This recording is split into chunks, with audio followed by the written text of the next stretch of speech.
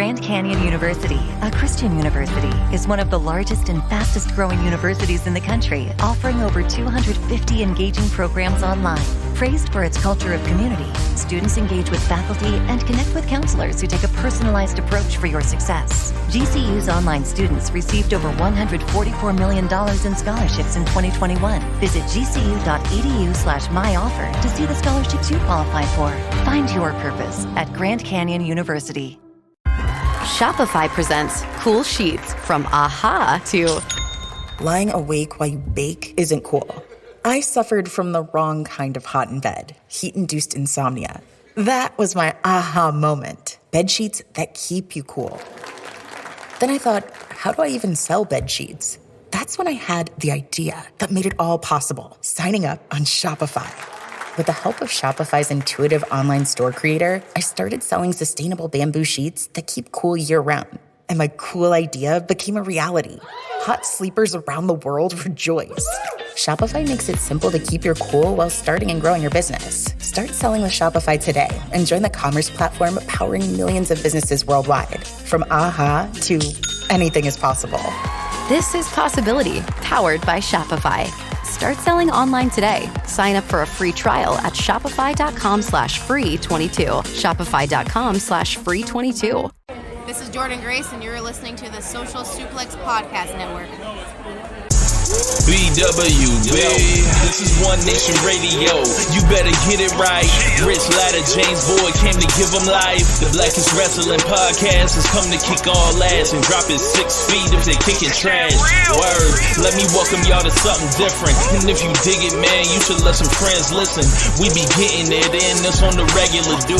Ravish and flow, but this shit rude. See, James don't rap, so I had to break it down. The whole network, man, we coming for the crown. Raps in the columns, I keep them both covered. Making the beats too, so the listeners can bump it. Hit us with the rating, yeah, I'm saying it's a 5. Before you hit it, talk, bob your head side to side. It's One Nation Radio, and this is the beginning. It's Rich, and I'm here with James. It's time to listen to One Nation. We got to unleash the power of the pyramid. This is Mike Sempervive from WrestlingObserver.com. Check me out on Wrestling Observer Live every day. And also check out your boys, Rich and James, on One Nation Radio. This is Kenny Omega. We're listening to One Nation Radio. Check it out, guys. These guys know what's up. Big Kenny Omega fans, that's all that counts to me. Goodbye and good night.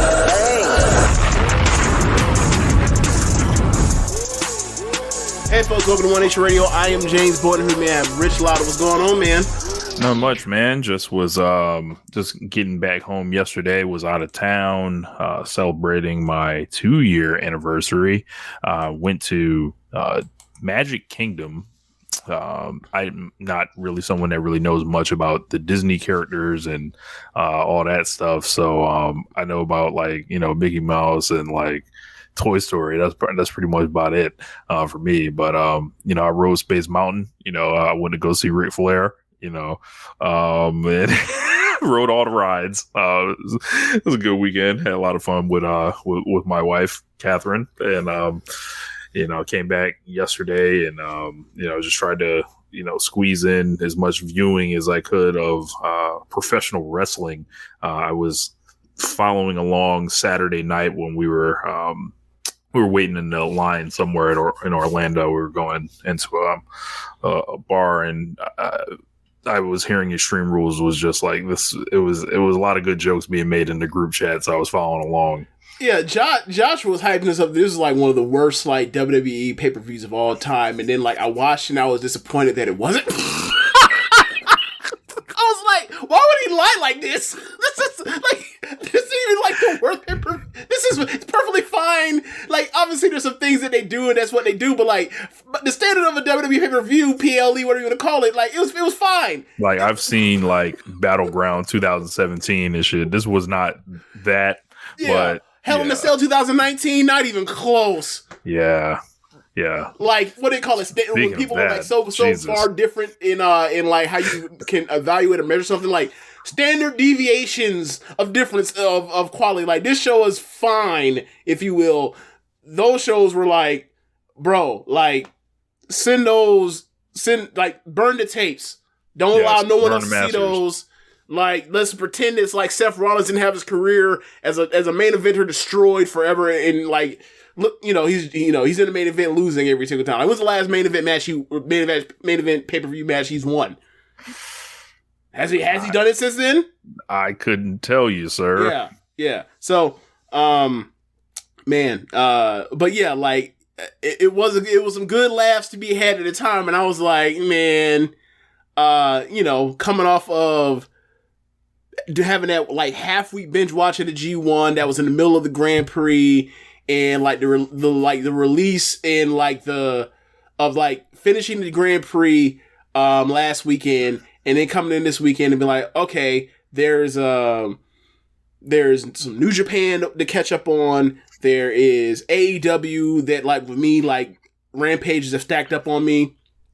And then I did not watch, because I ended up being like 5 minutes late to like check in on watching Dynamite Live. I elected to skip and watch it later. Never got around to it. And then probably like 7:30 on Saturday, I remembered like, oh shit, Extreme Rules is tonight, and Tokyo Joshi Pro Show is in the next morning. I don't want to watch no fucking WWE pay-per-view right now. And it wasn't even about the WWE pay-per-view. It was like, I'm already stacked up behind paper stuff. I got to catch up on New Japan for tomorrow's show for Keepin It Strong Style that I'm doing with Josh, because Jeremy's going to be out. And I was like, hey, there's a lot of wrestling, and like, I don't really want to watch it. But like, it turned into like, if I don't watch it today, I'm going to have to watch tomorrow. And then I'm going to have to watch even more, the catch up. It's like 2-3 days worth of wrestling to watch. But like, yeah, so I ended up watching it yesterday, and I was pleasantly surprised that like, it was not, all time awful. Like, Josh kind of helped me out by just being wrong and saying it was all time awful. So I appreciate Josh, and I can't wait to talk to him about that tomorrow. But, where do you want to start? We got to talk about the breaking news that just happened minutes before we went on air. Okay. The Good Brothers just showed back up on Monday Night Raw. It says AJ Styles. Of course, he's been dealing with the Judgment Day faction. In Carl Anderson is there. Carl Anderson is the current Never Openweight Championship holder. He has defended the belt once, I believe, in like 4 months, and against Hiroshi Tanahashi. Ironically, he beat him, and I believe he did not look great in that match from all the reviews that I heard on it. So of course the Good Brothers have bounced around Impact, and had a little run in AEW. They've gone to New Japan, picked up titles, lost them, and done interviews talking about mailing it in Impact, which is fucking hilarious. These guys, of course, were like, or Anderson, Gallows really doesn't say much, but Anderson was on Twitter one time getting himself in hot water with the WWE fans, where he was talking about his time there. Of course, he talked about that one time where Triple H, or a lot of people brought this up, and he exposed Triple H's negotiation tactics, where he talked about, I think of your families, and and all this stuff, and what if AEW isn't there, and if I remember correctly, he was also like one of the few people that dared say anything that like their mental health concern is bullshit. No, I was gonna say he was like one of the few people that said anything like in regards to alluding to like being on that tarmac forever in Saudi Arabia. He's one of the few people. Yeah. So, the thing about the Good Brothers is they've always kind of been upfront with this stuff. Like, as far as like they in it for the check, and we've noted for years on this show how they have picked the best set of friends in wrestling, and they have literally just bouncing between them all like a square at this point. And at this point, Carl Anderson's a Never Openweight champion. That's the 4th belt in New Japan. Ironically, this comes the same day that New Japan debuted a new championship, which is kind of like they wanted to focus on the youth. They said it's going to be like a higher pace belt. think it's going to be like the New Japan World Championship. They unveiled it today. And, you got to wonder on the timing of this thing. Did New Japan, catch wind of this thing has happened? Is the Never belt going to disappear into the ether? Is Carl Anderson sending that shit back into FedEx? But I don't know. You got to look at New Japan, like strapping up this guy without his name on a contract. I don't know. New Japan's got a lot going on as they get ready for Wrestle Kingdom. They've got press conferences coming, so I'm sure there's going to be some type of address with this never openweight title. But on his face, this is just this ensures that Gallows and Anderson will be nominated for Jeff Jarrett Finisher of the Year. Oh my god!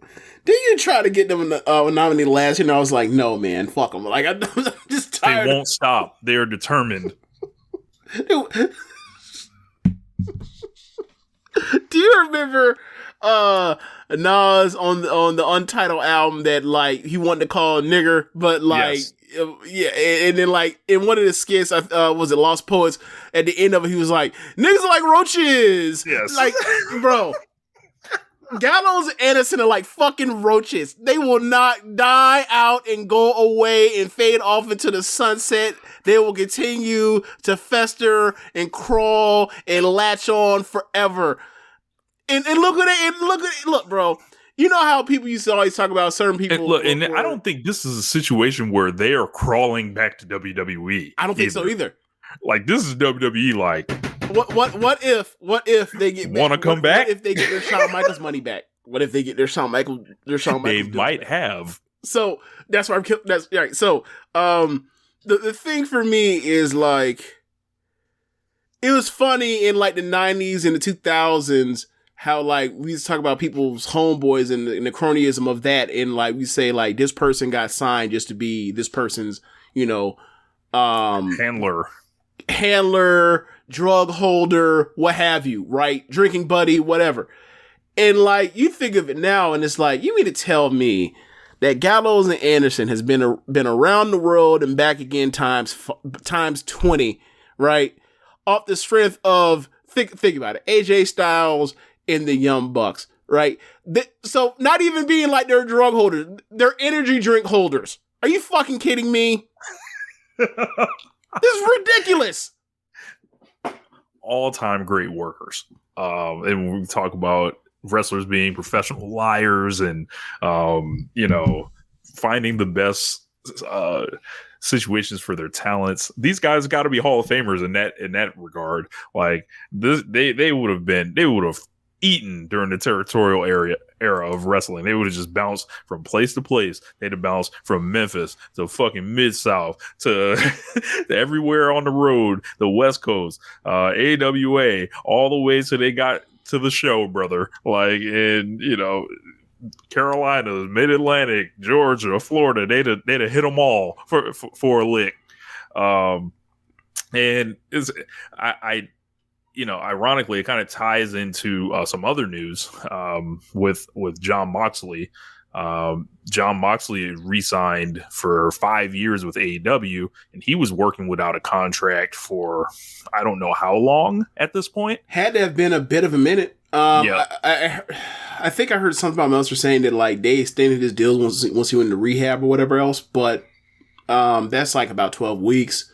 But he signed about around the time like right before Double or Nothing 2019, so that was May. Doing the math, like he had been out his deal for a minute and working through it, and that wasn't out there. We didn't know that. I never really thought of it. I just remember they like, oh yeah, he signed 3-year deals, and I'm seeing a lot of like WWE pro WWE fans like throwing these hints of the Shield reunion or whatever else, and it's like a lot of fan fiction, a lot of fantasy going on. And look, Jon Moxley has showed and proved, and like and regardless of how they treated him, their fandom believed in Dean Ambrose, right? So I don't knock him, I don't blame him, whatever else, right? So like Vince not believing him, that's his fucking fault, right? WWE fans believed in Jon Moxley. I keep doing it. Dean Ambrose, Jon Moxley, Jonathan Good, whatever. So whatever. So that actually was a reason to have some enthusiasm. But it didn't happen. And like, he signed a 5-year deal. I mean, 5 years at his age, that could be his last deal. We don't know. He could, then again, he could wrestle forever like Terry fucking Funk, right? But, yeah.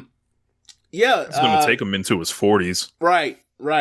That's why I said that, like, it could be his last deal, or it could be, like, the first deal before he signs on for the 20, like he's fucking Magic Johnson or Bret Hart.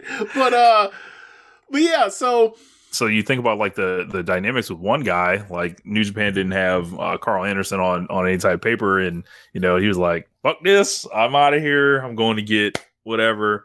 Moxley, kind of a different guy in that regards, didn't want to necessarily use his he didn't want to pit WWE and AEW against each other. He just kind of wanted to settle it. But, think about both guys with titles that could have shown up, in WWE or anywhere else. And that's good. There was almost a big situation that happened. Because, think about it. He could have showed up to Extreme Rules or some shit as the AEW champion, I don't know if, that was a...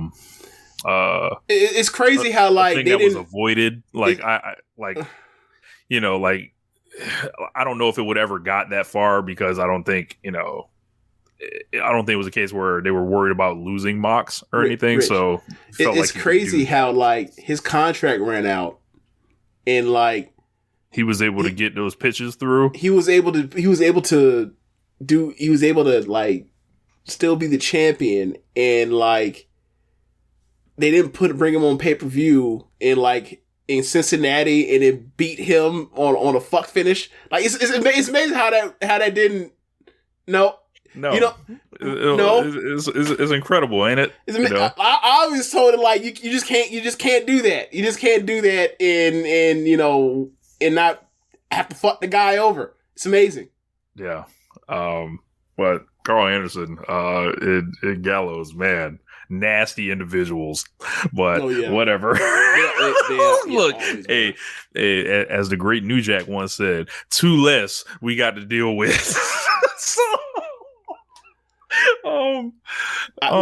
It was interesting to see that the response was from what I saw, I didn't see all of it, but it wasn't exactly yay, we got one when Gallows Anderson coming in. It was it was not like 2 Chainz, or it was not based on the true story. No, not at all. But it was a lot of oh, they're back, and I gotta say, I think y'all are too negative. Y'all need to think of it from the perspective of of the positive side of it, which is my perspective, which is there are no longer in New Japan and AEW or Impact or any place I would actually want to watch on a consistent basis. And for me, why can't y'all just be happy for me? Because right, Anderson, as y'all affectionately call him, the Big Dangly. Big Dangly, end of an era. I don't know if he's going to do Big Dangly in WWE. I don't know if the gimmick is transferable. What is the BTE Anderson gimmick where he's Sour Boy, Sour Boy and Big Dangly, they back over there, and him and them two and AJ Styles can go out there and do their best Steve Austin impersonations and have a blast together while AJ has to carry them, and that's what AJ wants to do. Happy for him, whatever. I was I saw people talking about their potential Good Brothers versus Judgment Day, and I had to say that does not intrigue me in the slightest. Dominic Mysterio, Luke Gallows, who's a worse worker? Man, Dominic Mysterio versus Luke Gallows. Good Jesus. Gallows got the experience, but he's he's a sloth. He's as slow as bro. The only person I can think of that moves slower than him right now is Aja Kong. Jesus Christ. But at least people can run into Aja Kong and she can still have good matches. How many good matches you ever seen Luke Gallows have by himself? Definitely not one in front of the recently departed Antonio Inoki. Oh yeah, I forgot about it. They said Inoki, he came out and said, "Nah, get him the fuck out of here. Cut in the match." as T.I. said, all that tongue wrestling hating while I'm gone don't excite me. The Good Brothers do not excite me. Not at all, bro. Who are some more wrestlers that Paul Levesque should scoop up to relieve us of the danger of them showing back up in the rest of the wrestling world? Yeah. Oh man. I mean, because at this rate, what Levesque is doing, he's bringing back just the mid on mid, like, and So are we gonna get to Bray Wyatt? So are we putting on people that like actually on the radar, or people that we just want to see? We just want to see, like, if we can just hope them, they get their big break else. Look, we hope these people that we would like to see go, we hope they get an opportunity, as Vince McMahon once said. So are we talking about people that are actually like soon to be free agents, or like people that are like even buy them out their contracts? I don't give a damn. Ship them out. Which one? Oh, technical difficulties. Which one, Rich? Can you hear what I said? You can pick out the rest of their deals. Oh, I mean, House of Torture. Send them up. Down. Nasco Tora. Send them on down. Send them up. Hyper Masal. Send her on down. I mean, Matt Hardy. Send them up. Ooh. Yeah, Matt Hardy had a lot of times in the last like year and a half. Yeah. Madison Rain, send her up. Yeah, she's a coach too. She's a coach. Bad Luck Fale, send them up. Oh yeah, absolutely. Yano, get him the fuck out of here. Yano, send them up. Go that way. I'm trying to think who in AEW. I mean, Bobby Fish, and I know you already gone. Already gone in Impact. Getting booed in his hometown apparently. Right. Yeah. Right. Let's see. Brian Pillman Jr. Send him up. Brian Pillman Jr. I don't really got beef with him. He just done for you. You're over it. Yep. I feel like we would have seen it if it was there. All right, he's got a pretty solid roster. I don't think there's a lot of people just flat out just annoy the hell out of me every time they're on screen. It's funny because I'd send the two guys up, but I think people would think I was being too mean to those guys, so I will not send them up. Yeah, Juice. Gotta send them up. Gotta send Juice Robinson up. Gotta send Juice back. Send him back home. I'm coming home. I'm coming home. Tell the world that I'm coming home. Look, put him in the desert in the helicopter with Diddy. send his ass out of there. Yeah, man. That's kind of where we're at on this whole thing. But make sure you guys are downloading this. We talking about the Diddy shit. So I remember at a certain point we didn't have a term for this, but I remember at a certain point you did not like Alex the Kid's production. You remember Alex the Kid, and like attached with Alex the Kid production there for a certain amount of time. Gray chorus. The Skylar Gray chorus. So Skylar Gray, yes or no? Industry plant. Yes, absolutely, absolutely. I don't know what it was, but it was like some A&R. Like Alex the Kid had got like. It was that song, and it was, I think, a bunch of Eminem songs that he produced. It was like all around that same, the Eminem Rihanna song, I think, like the Love the Way You Lie stuff. Gotta remember, he also made Airplanes, both of them for B.O.B. and Haley Williams. He also did like the Lupe Fiasco and the Dr. Dre Eminem song. Like he was on a lot of stuff. He made a few hit records. I dug his sound, like especially like the drum stuff he was doing with like real drums and with like heavy on like this like tom like pattern stuff, but obviously you start hearing like you start seeing like, okay, this is the person they're going to right now for whatever reason, and you kind of get sick of it. And like, I don't think you were really into Rihanna at that time either. That might have been right before you turned the corner on her. Trying to think anybody else I could send up. Abaddon, send her up. You know, I see y'all getting foolish on it. Luchadon ain't Turner, ain't no. The RLP, she's I'm not believing to you, the RLPW. I'm not believing it. You know, I reject the deposit. I don't believe it. You know, I know it was happening there, but no. Let's see. You know, what if she no, I ain't gonna do it. I was gonna say something crazy to you. What if she come out here and she pulls on a Zumi against Utami when they had their eventual match? Hey, who? Exactly. Hey, who? I ain't gonna do it to you. So make sure you guys are downloading One Nation Radio on the One Nation Radio feed. We're seeing you guys doing a great job with that so far. Keep doing that. We would love to have you guys keep downloading that on the individual feed in addition to the normal one. But before we move since we probably should have did it before we got into the wrestling, but like, so what you got on Draymond Green? Oh God! What you got on it? There's a parallel situation with the Draymond Green stuff with Andrade and Sammy Guevara. We'll get to that next. But as far as this Draymond Green and Jordan Poole thing, I had heard the story. I didn't pay much attention to it until the video. All this stuff was going on as I was on my trip, so I was kind of like plugged in and out, and ended up seeing the video of it, and I was like, oh my God, I was shocked. I was like, what could he have possibly said to him that was that bad that nobody else reacted to? And he walks up on the guy, closed that personal space, and what's his name? Poole, like, shoves him off of him. And which is a natural response and everybody would do. Right. And then Draymond just hauls off, haymakers him, like, and basically stops him from crumpling down. And luckily, Poole didn't end up injured or anything like that. I saw that. I was heartbroken watching that. I was just like, damn. Like, and then you think about those guys that, they just won a title together. I don't know how necessarily close they are or anything like that. But like, the whole thing with Draymond is supposed to be his leadership.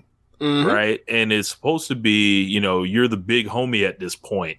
And I imagine Jordan Poole probably was no saint in this situation. He probably, said something to get riled up. I hear he's a talker. We know the money dynamics that are at play right now with Golden State. And this just struck me as like, wow, this is the disease of more that is about to come off here. And it's coming for the Warriors. And I advise everyone to get ready. And it's like, everyone wants more money, wants more shots. There's 3 guys they got to re-sign, and there's only 2 of them they really want to re-sign. Yep. And I was disappointed in Draymond, and I think I saw some of the jokes. The jokes were funny and stuff like that, but when you start thinking about this from a serious perspective, it was like, I don't know, like if I was on that Warriors team, like I wouldn't even know how to like deal with Draymond anymore. And I like he would instantly become someone that I would tune out. And you're talking about his skill declining. You're talking about him literally fighting for some type of edge in practice. And I imagine that, Jordan Poole's not impressed with Draymond at this point. He's a better player than him at this point. Yep. And it's like, this is not Michael Jordan. This is not Steve Kerr. We know about guys getting punched and stuff like that, but like the video just changes a lot of it here. Yep, and it was especially just like, when like it first came out, like that story, which who knows where that got planted from, who sent that out to I think it was Marcus Spears, where it's like there was a physical altercation, Draymond was in the wrong. But like the Warriors feel like Jordan Poole has like, because he's about to come up on some money, his attitude has changed. And then you see that video and it's like, oh yeah. So, I'm sorry for cutting off your point. Sorry, but, no. It was just weird, man. Like seeing that is like, we don't know what was said. Who knows what was said, but like without the context of that, it looks like Draymond is like trying to bully the dude, and then like Jordan Poole stuck up for himself, and like, but he's not trying to fight him. And I don't know if that, and that's probably a mistake on his part, but like he ends up getting, caught lacking and he drops. And the thing for me that was like noticeable, or the thing that I noticed was like, it's happening. It's the beginning of camp. It's not even like we're in the middle of the season and a dog, you're in the, you're running up that hill and you're just like, there's no end in sight. And you're just waiting to get to the postseason. Like we're in preseason camp or whatever else, doing preseason games and stuff. And like, this is happening. And like, they're already like over it with Draymond or anything involving them arguing. Cause like, you see the whole entire team and like the coaches and the staff, and they're all just like, whatever, man. Like, just check up the fucking ball. Like they're not over reacting. it. They're over it. Whatever was going on that whole day or that led up to it, they were already over it. The whole rest of the people, aside from Draymond and Poole. And then he crashes him. And then, like, there's no urgency to break it up either. Right. Which is like, oh, they're fully just over all of this. Whatever it is. So I found it to be interesting. As far as it being some, like, something that's gonna, ruin their season, whatever else, I don't really think so. They're still gonna get on the court, they're still gonna play. I don't think their chemistry is messed up because of this, because who knows how many times Draymond or any other guys, have gotten into it, over the years with all this going on, right? Like, Draymond burns hot, and he's burned hot, like, for over half a decade at this point. When people are like that in your life personally or, in your job, like you learn to either like tune it out eventually. And that's also to the detriment of the Draymond, him getting another contract with them potentially. So, I thought Draymond handled it, or, that was the wrong thing to do. I think Poole should have, if he's going to push him off, he needs to, like, be wary that, like, this fucking guy might also steal off on him. But unfortunately it didn't happen. I'm just happy that Poole, finished practice. He didn't have a broken jaw, nothing crazy. Cause that was a devastating looking shot. And,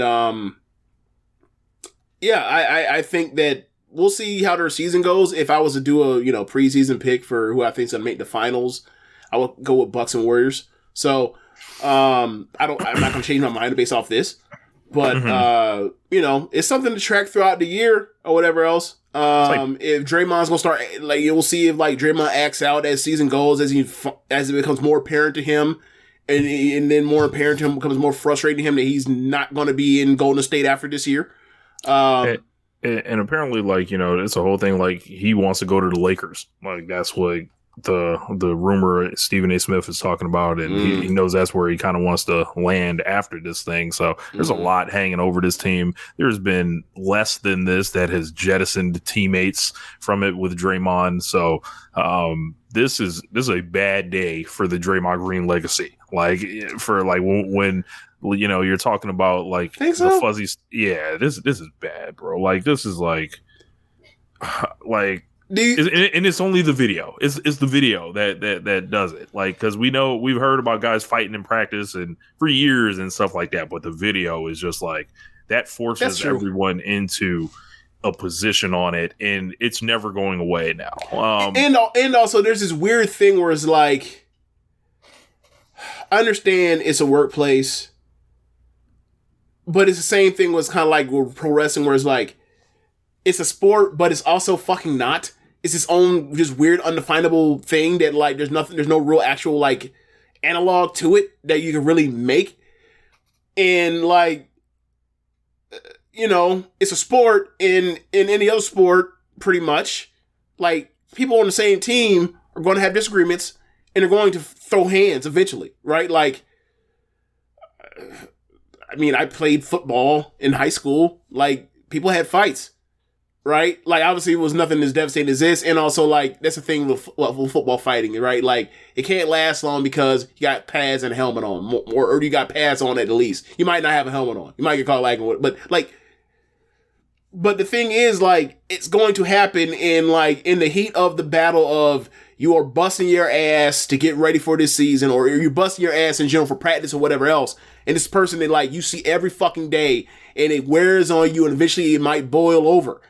Like, that's a kind of it's kind of a natural thing if you have any like competitive spirit to you, right? If someone's like, you know, getting on your nerves in that way, right? So like, I don't really hold it as like, oh my God, like, you know, this thing is irreparably broken. But like you said, it is a very bad video, and a lot of people, you know, shit, look how they reacted to the Will Smith Chris Rock thing earlier this year with a slap. Like, this dude got fucking dropped. Like, so like, you know, a lot of people's standards for this thing is a lot different. But for me, you know, I kind of see it as like, this is, you know, Draymond has fucked up before. Like, when he went back to campus in 2016 and got in a fight with the fucking MSU football players, when he was out there putting his meat on the internet. Like, there's a lot of, you know, when he, you know, got on them fucking texts for kicking people in the dick during 2016 playoffs. And then, you know, like, there's a lot of things where like his, you know, anger or whatever, or passion, whatever the hell you want to call it, has like made him look like a bad teammate by like him not like being able to cool it the fuck out in, you know, at different times. And, you know, like, to be honest, I mean, I kind of take the good, the bad with him, and he's more valuable than he is negative, and for the net positive of his history with the Warriors. So like, you know, when you say his legacy, it definitely is a part of his legacy. It's on his, you know, it's on his resume, but I don't think this is in like the first, you know, paragraph. Yeah. That kind of rolls over into AEW this week. Man, LeBron James, I'm never going to fail.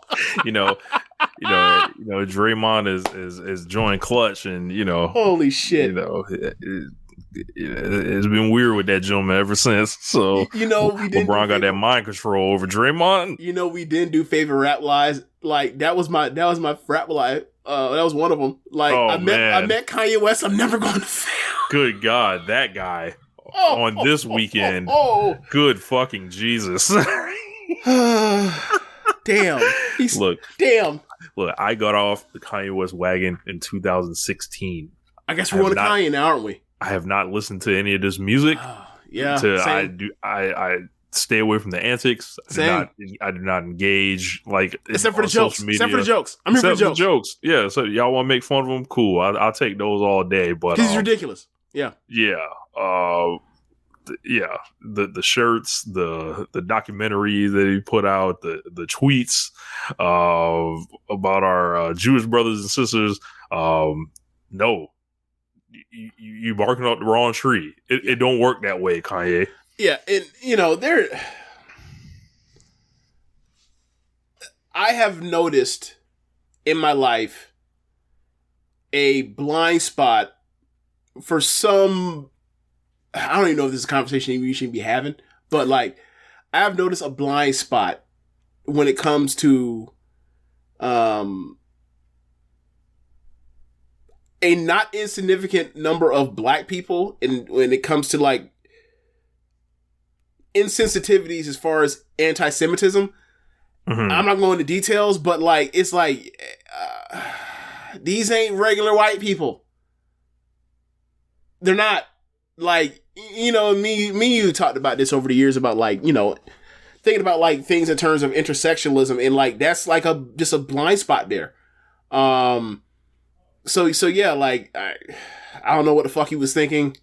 I don't know, man. And like, you know, every week it's something with him. Like I feel like there's a project coming, because like with what was going on earlier in the year with the divorce, like him constantly harassing Pete Davidson, like in the last month, like there was a situation with him and Gap. Gap was before then. There was a situation with Adidas. Now it's this. Now he wants to run for president again. Now he's talking about Trump again. Now he's doing this bigoted thing, and it's like, hey bro, this was at one point like a person I thought was like the greatest rap artist ever, just based off the strength of his catalog. And for me, I thought it wasn't even like up for discussion, regardless of how good of a rapper he is or lyricist or the help he's had for people making songs for him or whatever else. What he was putting out from 2004 to 2012 was incredible. So like, 2016 came around, I was like, yeah, I'm off this, man. Like, I did like Life of Pablo, but like once he started doing the, like the weird, like, I care about my masculinity more than my blackness stuff. In 2016, I was like, all right, I'm off this. And this was like, as a rise of like, and it was like, MAGA stuff was coming. I was like, nah, man. I'm all good. Of it was like, coming. This was always where it was going to end up. Like, these were like small steps that were happening that I feel like we looked at and were like, no. Like, because all the dog whistle stuff was like, just like, it was all becoming like, people talk about like the Venn diagram as a circle. It's like, bruh, this Venn diagram is inching closer and closer and closer. And now it's turning into like, damn, you never saw this, but like there was like a Marvel comic book movie event, or not movie event, but event where like they were called incursions, where like different universes, a parallel universe, and like they're basically like coming in, and like the space of them are like coming into each other, and they're going to crash. So like the superheroes, or our superheroes, had to decide on like, should we blow up the planet on the other universe as the incursions happen, so we can survive and that kind of stuff. Like. Mm-hmm.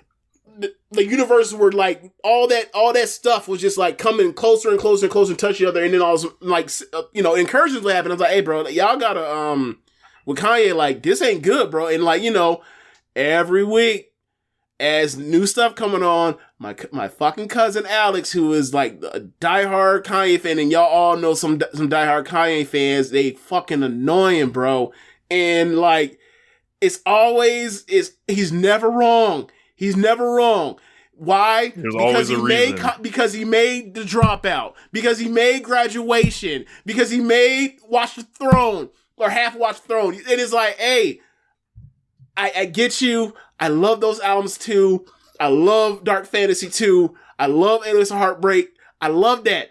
I'm sorry. That is no excuse for some of this behavior. And if you want to keep telling me about how lost he is since his mother has passed, I gotta tell you, go. His mother passed in 2007 or 8. It is 2022. This man has kids. This man has a family. This man is rich as fuck now at this point. Like, he has ballooned his wealth to a stratosphere that like no one we couldn't even imagine when his parents died. Like, he has all the available access to resource and help that he could possibly get. He has not gotten it. This is just who he is. This is what he wants to be. And if that's the case, let him and leave him alone and let him go. And that's what I've done. And it sucks. And like, there's times when I want to throw on, Touch the Sky. Can't do it.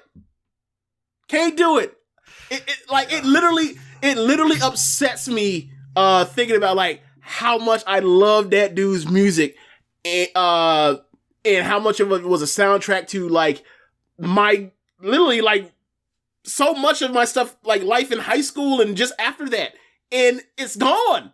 It's just gone, right? And it stinks. And like, that doesn't mean like I'm gonna just go with him just because he gave me that same feeling y'all got. Y'all got to realize like this is when you pull the plug or the cord on the parachute and be like, I'm out. I'm not going to crash and splat on the floor with him. I'm not doing it. I refuse. I don't care how inspired I was at one point and how much I've kind of learned from his his production style, right? And his albums and stuff like that. I'm good. I know what my like what I value, and also just the idiocy that's behind all this stuff. Like I know right where it comes from. I actually read. So and that was the part that's like, there was like, when you hear about the college dropout stuff, and then you see like this constant, you see this thing of like, this keeps happening with people. They trip over these certain things, and why this keep happening is like, and you realize like, oh, motherfuckers, they don't read. That's what it comes down to. They do not. It's always in They common. do not read. They want to listen, or they just want to talk, but they do not want to read, or they do not want to like find the answer from people that actually did the writing either. It's weird. It's really weird, and it's like, why do y'all have more access to this stuff than we do? But yet, no, just no. I don't know. Before we actually get to the wrestling, Wembanyama, man. Victor Wembanyama. My God. Oh my God. Bro. Now, Rich, I had heard about Victor Wembanyama. Wee. Stupid. I had heard about him about 2 years ago. There was, Chet's a year older. Chet just got drafted. I heard about Chet when he was a senior, he was number one recruit in the nation and all that stuff. He's going to Gonzaga. I'm like, why the fuck are you going to Gonzaga? And then it's like, I see Chet. I'm like, oh, well, Chet looks like Chet, so I see why Chet went to Gonzaga. But it should end up at Duke or Kentucky, but whatever. So maybe 80s Kentucky. But anyway, I had heard that at youth international basketball, I think it was like the under 18 or under 19, can't remember which one, but there was some dude that was basically Chet, but just bigger than Chet, and he was a year younger, and he kicked Chet's ass. And it was some Victor dude from France, and that's all I heard. And then you start seeing him, and the legend starts going for me of the myth of wait a second, there's a 7'6", 17-year-old or 16-year-old, 17-year-old who's playing 2-on-2 versus Rudy Gobert, and he's giving Rudy Gobert the business until his teammate misses a shot, and then Rudy Gobert just bully balls him, and he can't do nothing because he's scrawny. And I was like, oh my god, okay, look at these skills, that's interesting. And then you see the highlights of his international thing, you're like, yo, this doesn't even look real. Is this but I'm not going to fall for it and get caught with like I got caught with Jan Vesely. I'm just not going to fall for the Euro ball. You're not going to get me with Jan Vesely. You're not going to get me with Mario Hazonia. I don't know. I didn't see it. I don't know. So then he has these games, but then he has these games here. And he somehow has gotten better from what the stuff I saw when on these highlights or whatever else. I'm just like, bro, he looks like 7'4" Kevin Durant. And this must would have been when they dropped off Wilt Chamberlain in in high school in Philadelphia. It's hold on, bro. What is this, man? Right. What are we supposed to do? Right. What are we supposed to do when Lou Alcindor shows up? I'm 6'2", the center, whoever's guarding him. I'm 6'2". What am I supposed to do with him? But this fucking Wembanyama guy, I'm watching Richard Jefferson break it down, and he's like, this is the best prospect. They got Fran Fraschilla on there. Anytime you see Fran Fraschilla, you know what it is. Yeah.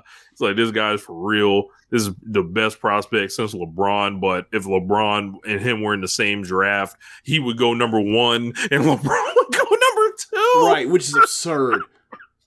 I love it.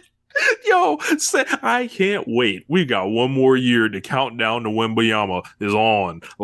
I don't know who's going to get him, but I got a feeling that every team is going to try to give themselves the best opportunity. And they should. You smell what I'm cooking. Look, man.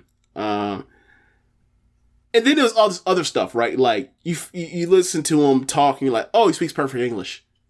And then he's also in this generation where you have, social media and similar to Tyler Hero and all the other white guys in the league that that actually is not some gigantic culture shock. With travel ball and also with the internet, it's not the same culture shock of Darko coming over here, right? Or Dirk coming over here, anybody else coming over here, or even Gobert coming over here. It's they are used to this.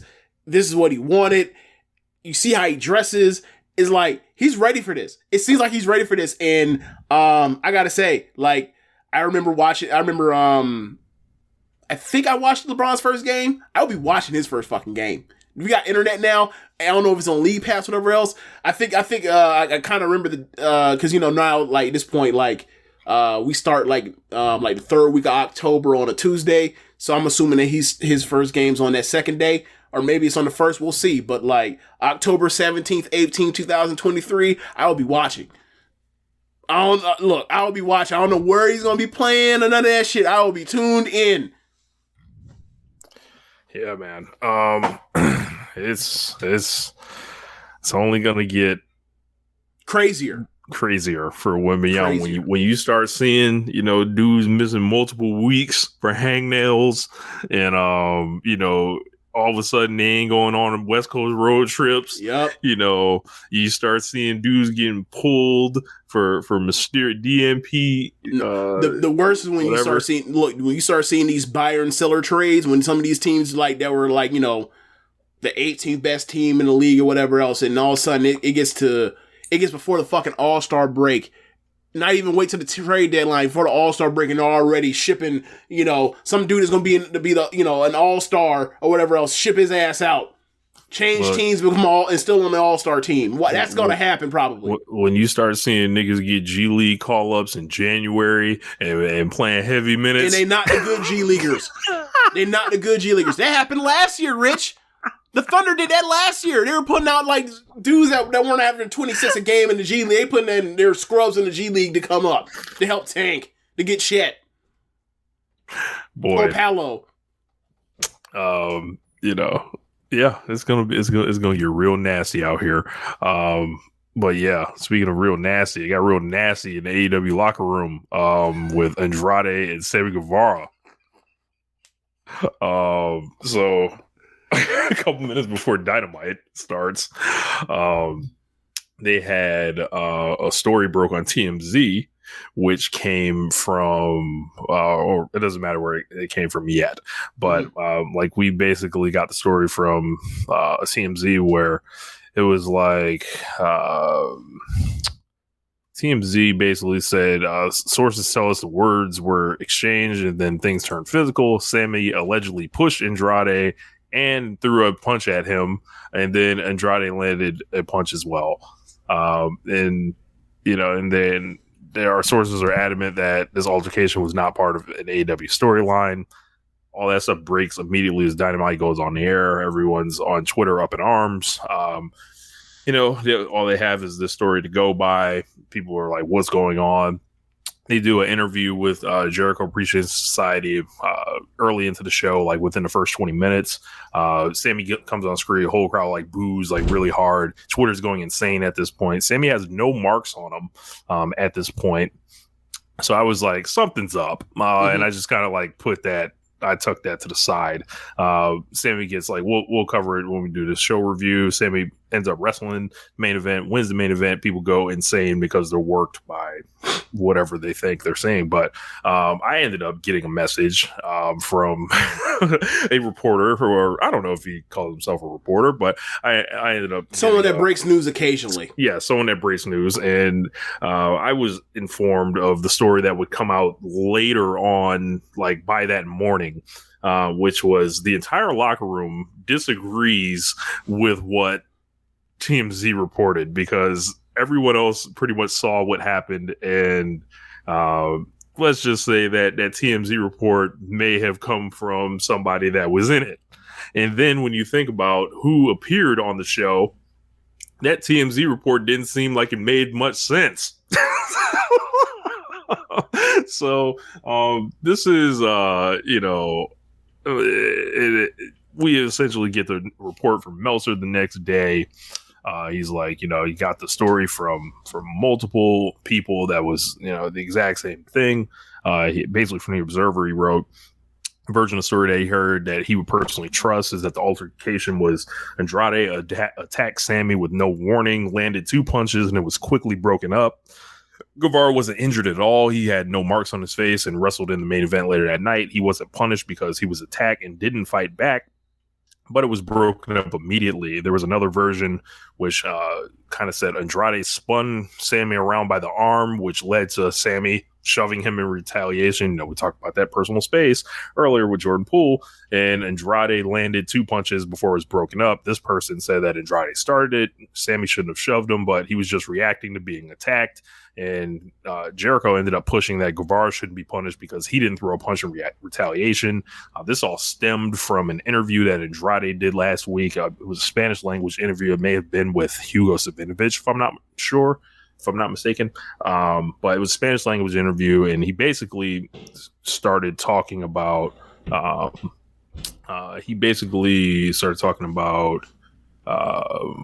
like different people, that he didn't have an issue with. He was like, CM Punk, Young Bucks, Kenny Omega. Yeah, they all treat me well. He said the one thing that I had a problem with was a guy. Oh, I will mention his name, and it was Sammy Guevara, and he said I had a problem with him. He went into the locker room and said I hit him very hard. It's wrestling. Just hit me back.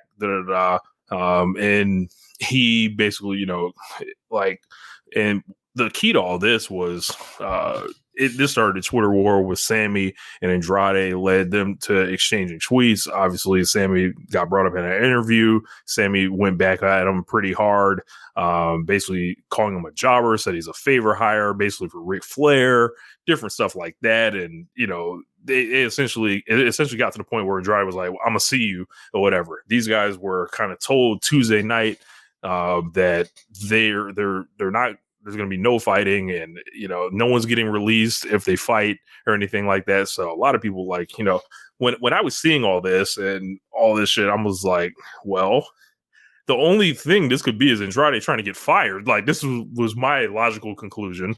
But this whole thing just spiraled out of control, and I was like, how does this happen? Like, how do you make sure that either you get these guys in a room together and you basically hash it out there, or if it's so bad, you keep them completely separated? Like, how does this happen? But this whole thing was this was all over Twitter. This just really brings the worst out of a lot of people. This did not look good for promotion once again. And, more news that just, for some, it's overshadowing the the actual show, but it is for me at points too. But this is once again, guys are gonna fight in wrestling. It's gonna happen. But this was it just seems to be a lot. But I don't know what's gonna happen with it. Andrade possibly is suspended, he was sent home, but obviously Sammy wasn't. I don't know if Sammy's not facing any type of punishment going forward, but it's weird on this one. It's a lot of people taking sides. So and of course Sammy's not getting the benefit of the doubt from anybody at this point, because this isn't his first situation with somebody. Obviously we had the Eddie Kingston before, with something that may or may not have been said or cleared, but yeah, this is I don't. What do you think about all this, James? I'm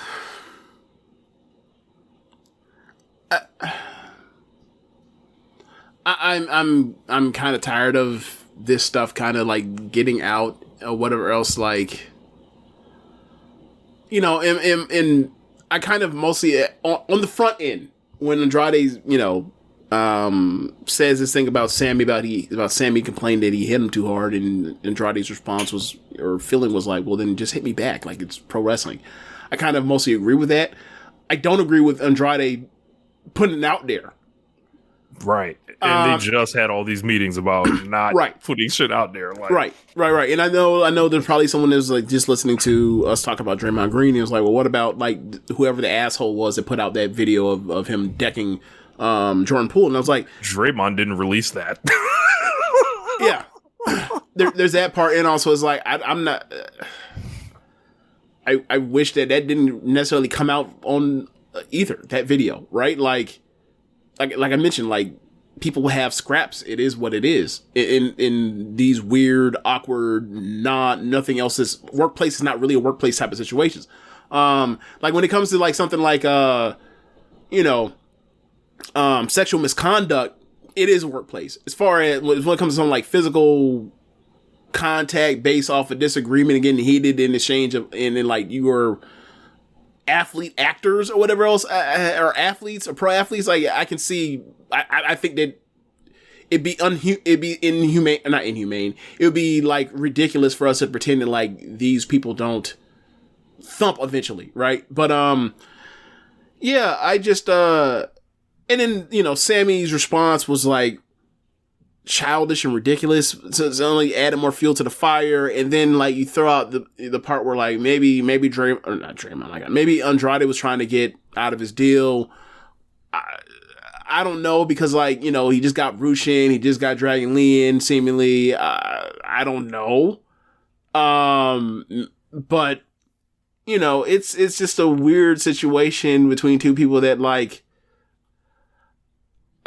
I think are both valuable wrestlers to AEW. And like, I just wish this shit would stop happening, because like, I'm tired, like, it's gonna happen or whatever else, but like, it just seems like this locker room, like, just don't know how to act ever since like NXTers came over. It's like they can't, like, it's like they've never experienced like wrestling or interacting with people they just don't like, haven't known on like worked with for like 5 years before they got to this point. And it's weird. And like, maybe it's a situation where like NXT's come over and they feel like this is minor league stuff because they watch their stuff, and like, these are a lot of dudes just doing, you know, stuff that's kind of like, I wouldn't say untrained, but like unpolished. And then like, they're like, bro, people don't give a fuck about that shit. Like, Regal had y'all going out there, coming out of that front roll into a fighting stance for no fucking reason. Just because that was drilled into you does not mean that like these people are beneath you. So I'm sure there's a lot of that's coming into all this stuff. But then it's like, well, then what the fuck is this thing? Then what the fuck is this thing with beforehand with like Kingston and Guevara? Because like Kingston wasn't there, wasn't over there. Like, there's a lot of stuff going on, and it's like, I think a lot of people are probably, or, you know, just, you know, presuming, because like, it seems like there's a common denominator with like, there's two things with Sammy. Let's just say Sammy, the same thing where people were like, all right, this happened with CM Punk in WWE. This happened with CM Punk in AEW. So it must be that he is now officially the asshole or whatever else. And like, therefore, like, they're trying to like pretend like CM Punk never was wrong, was never right about what was going on in WWE back then. It's always like this all along wrong con, and like, he's always been an asshole. And like, maybe he was always an asshole, but look, man, like, we saw what Dr. Amon said. Like, this man, like, no. So maybe he did exaggerate, but no. But like, getting back to the Sammy thing is like, because a lot of people feel he was wrong in the Kingston thing, that he has to be wrong about the Andrade thing. And also, like, up to this point, Andrade has a pretty, like, clean, obviously, like, reputation as far as locker room stuff. Like, obviously with AAA or whatever else, or even CMLL, there was always this talk of like, he presented himself and thought highly of himself, which is like, well, yeah. but outside of that, like, everybody has always fucking talked about him like he's like just a great locker room person. So for this to now happen, is like, people are remembering like that track record and like thinking like, well, that track record must be impeccable. I'm like, man, nah, man, it's just a reputation, and sometimes the reputation changes. And this is now people are going to look at this, and if anything else pop up, and then they'll but they'll be like, hey, remember this shit with Sammy? Maybe Sammy wasn't ever, or whatever comes out. Like, it's always these running things that people are doing, and people have these agendas and camps or whatever else, and whatever. The Sammy Guevara needs to be thrown from the promotion camp. I think that's absurd. I think they were in full force I think the thing with Sammy is people don't necessarily like Sammy or think he has much to offer outside of like the good wrestling matches. So like they don't have like that much of emotional attachment to them put up with like whatever drama is surrounding him. I don't even gonna say is involving him. I'm gonna say it's surrounding him at this point. So I can see why people are just annoyed and be gone with it. But nah, man, dude's valuable. Do I think he's ever going to be like, you know, AEW champion? Fuck no, but whatever. But like, he's still someone that like they can put on a marquee or in a match, and people will not tune out because they've done the work with him, and he's shown that like he's a good ass wrestler. So like, I wouldn't just throw that away unless it turns into something more problematic than like people wanting to whoop his ass. Because that seems to be the case. People just whoop his ass backstage. It's only two, but it's been the case. And like, gotta say, like, somebody getting their ass, somebody wanting to whoop your ass for an employer, like, I don't know. Like, I think I'd be more concerned with people that like are out here whooping the ass, but whatever. So the question kind of becomes like, what should be done with Andrade at this point? Like, if it's a case where he's suspended, we know he wants to go back to WWE. He basically, in that same interview, kind of gave away the game on the tampering, like, of going through the wife or the girlfriend. Basically, like, there's like him, there's Matthew. Oh wait, aren't they married now? I believe they are, but the other ones, I don't know if. I believe Buddy Matthews is not married. So okay. I was basically adding him, okay, Malachi Black, and Buddy Matthews. Like, these are said to be like the three people that want to go. Alvarez is saying, like, you know, the number is kind of overblown, but it's like those three for sure are trying to, you know, they would like to go back to WWE if possible. There was some timing that had to do with Legado del Fantasma last week that all made this kind of funny when Andrade was trying to pull all this stuff. But it's like, what do you do with this guy at this point? Because, like, you know, if it's me, you know, I feel like if these guys don't want to be there, get them out. Like, but, you know, I also understand it's a wrestling war. You don't want to just hand someone directly over. I don't know if it's a pay you and sit your ass home, you know, until, you know, either like you're suspended for X amount of time, or, you know, I don't know what the answer is here, but whatever has to happen on this, I think this is where you got to kind of draw a line in the sand and say, you know, all right, this is how we're going to handle this going forward, because obviously you don't want your whole roster being like, yo, I would like to be released. So I don't know, like, you know, it's a weird situation. Yeah. You know, it's, you know, this has been going on all fucking year. Like, even with the MJF shit. Like, and then MJF did his interview today, and then, like, you know, he's always in character. So, but like him doing the whole thing of like, if people that said I was unprofessional, I don't care, and then, you know, whatever. It's like, okay, bro, like, this shit's not gonna be cute 5 years from now. It's not. But yeah, it's just, I don't know. It's a weird situation. Like, if they're going to keep Sammy on TV, I think it's kind of already our answer. Yeah, a lot of interesting. You know, I've seen a lot of people wanting a lot of things to be done to the wrestlers, or I'm not there on that. We've got someone comment, if I was TK, I would release Andrade and sue him. I would not do that because like, at the end of the day, like, TK's priorities, I would think, would be a lot bigger than to focus on Andrade in that way. Because, like, if you're a billionaire, like, what do you really gain out of that? Like, we're still talking about the power dynamic. And also, like, what are we suing him for? Conduct detrimental to team, right? Or like, roster? I don't like. There's you know, there's the whole tampering thing, but like, I would imagine that's not something AEW wants to open, because but you don't tamper, you don't sue people for tampering the talent. You sue the other company for tampering with your talent. Yeah, I don't know what it would be. So, okay, I got you. Okay. He's fucking with us. All right. But yeah, he's Andrade. He's just, like, you know, Tony Khan shouldn't stop until that man's living on the street. God damn. I don't know what Tony should do, but whatever he does, you know, everyone's watching on this one, because it, like, if there are more people that either want to get out, they'll know, you know, like, I can't, like, think of people that have, like, and I think I heard Dave maybe talk about this, like, he's seen a lot of things from guys that were trying to get released or get fired. Actually starting a fight is not one of them. Yeah. This would be a new thing, so. Yeah, and it's funny, because, like, they had one of the best matches of the year in this company, like, back in March. It's just weird, man. I don't know, maybe, who knows what it, you know, wants to be back in WWE, has his wife there, maybe, you know, if he's there, he sees the competition, people getting pushed, he's like, fuck that, I was better than them in NXT, and Hunter was fucking that shit. I can come over here and get myself a push. I don't know, man. But I don't know. Like, I don't think they've used him great, but I don't think they've used him poorly either. And then, like, when he has matches, his matches have been killer for the most part.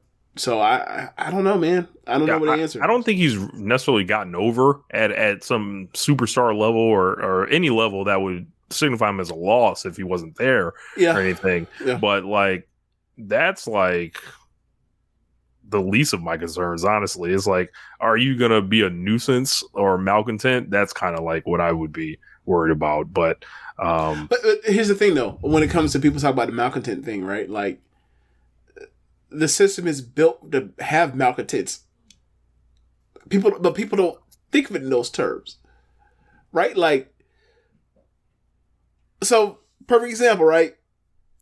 I remember first hearing about this when it came to the Arizona Cardinals. I forgot what this is, like the years ago when like the Super Bowl, like maybe like around the Super Bowl years in like 2008 or whatever else, when they had, like, you know, Larry Fitzgerald, Adrian Wilson, what was the name? Calais Campbell, a bunch of dudes that were like going about to get big money on their second deals, right? Mm-hmm. And like, the whole idea was like, well, they have a team that was like they can, you know, stay together, but like their young core, like they're gonna have to inevitably lose a couple people because they drafted too well. Like, you think of like the 2012 Thunder. They fucking drafted too well. So one of them had to go. And they let a fucking future MVP walk, right? A future Hall of Famer, first Hall of Famer leave. And like, you look at the Warriors singers, like they drafted Jordan Poole. They smartly, you know, flipped to get Andrew Wiggins, and they still got Clay and Draymond and Steph. And like, one of the three have to go between Draymond and Poole and Wiggins.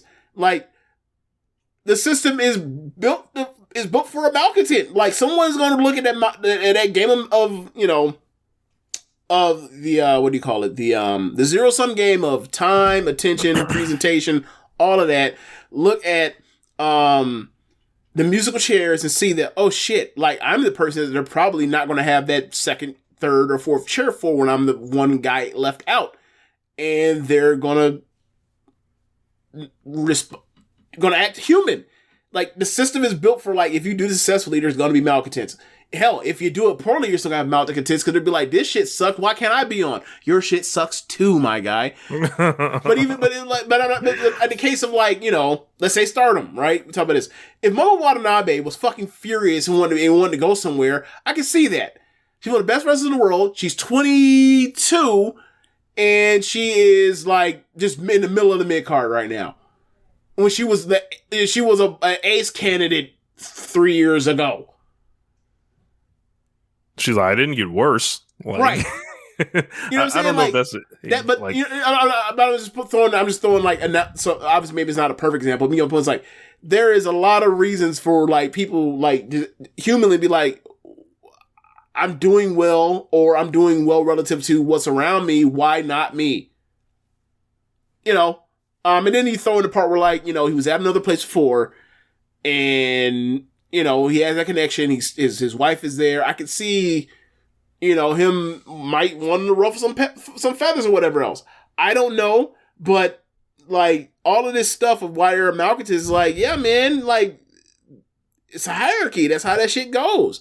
It sucks. Like, in successful or otherwise, when it is like in this kind of game, eventually, outside of, you know, the initial thing of like, you know, we're all great, we're all friends, but I'm just happy that I just got hired or whatever else. It's like, all right, what about some people that they're happy they got hired, like, and they want to, you know, spread their rings and show what their value, like, to the wrestling world. Like, Alan Angels left. He had a contract for him. Like, that's that stuff. Like, people want more, disease more, if you will, right? But this ain't no championship. Like, this ain't going for no banner.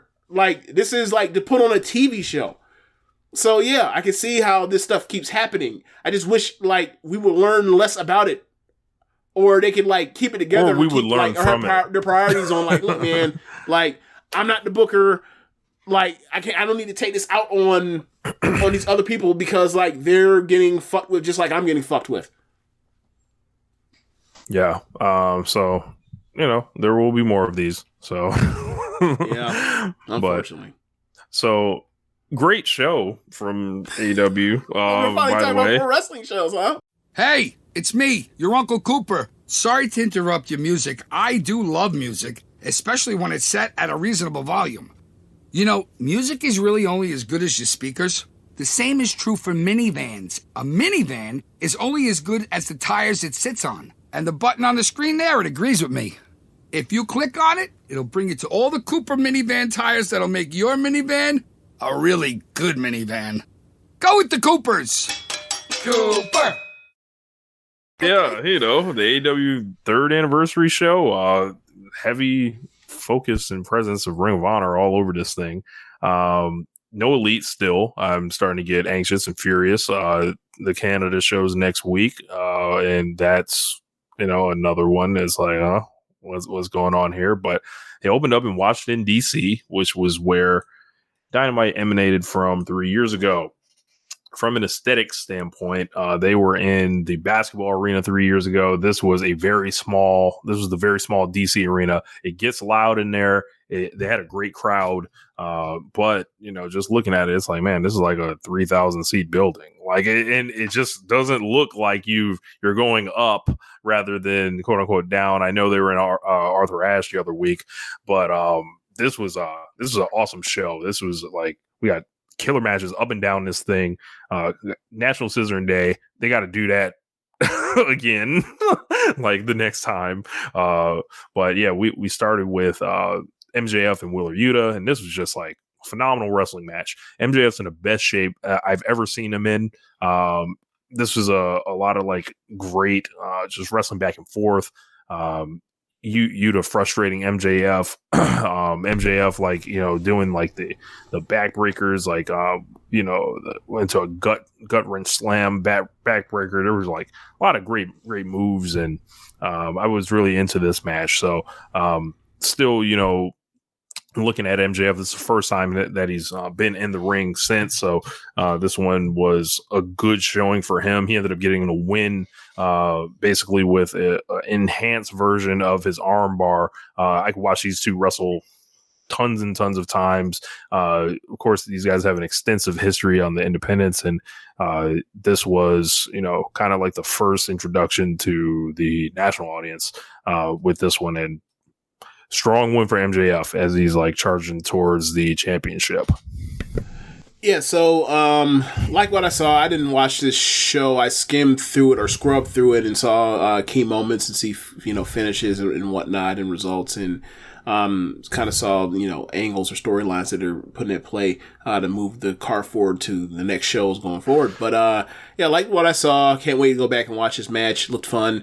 Saw that they teased the second rope power driver, and somehow Yuta escaped and ended up turning it into an avalanche hurricanrana.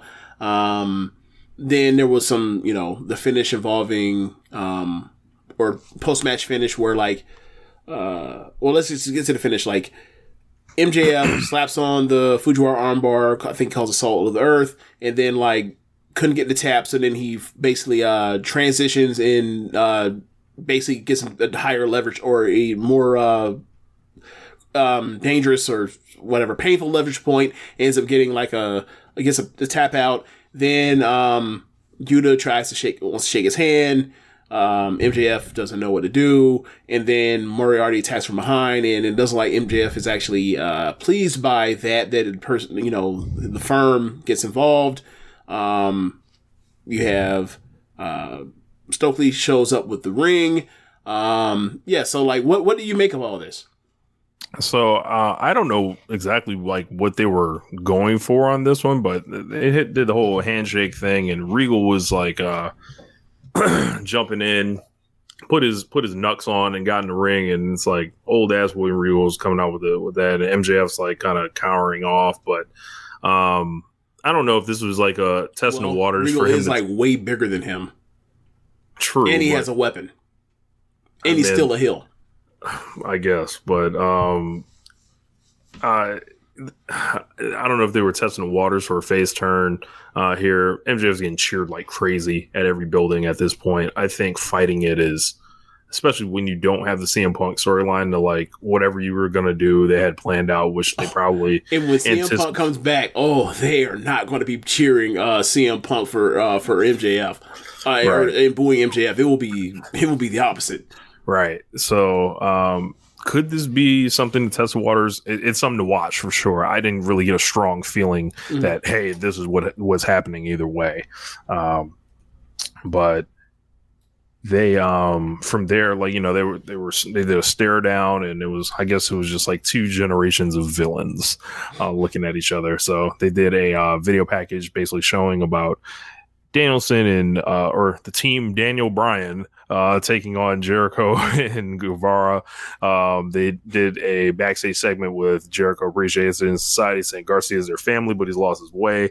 Jericho called him a rebellious child, but tonight lessons are going to be taught, lessons will be learned. And then Sammy Guevara popped his head in after thunderous boos. So, get worked. We had Darby Allin and Jay Lethal next here. And this was, from MJF to Darby, or from MJF to Sammy to Darby. Darby basically gets a win over Lethal here. This was okay. This was Darby ended up getting a win with that package thing he does. I forget the name of it. The Last Supper. That's it. And once again, we had Darby wanting to shake Lethal's hand after this. Lethal reluctantly gives in, shakes his hand, much to the dismay of Satnam Singh and Sanjay Dutt. So there was a lot of code of honor being adhered to here. So from there, we got an embassy video package with Prince Nana reintroducing us to Gates of Agony, Brian Cage, who's been picking up wins on Dark.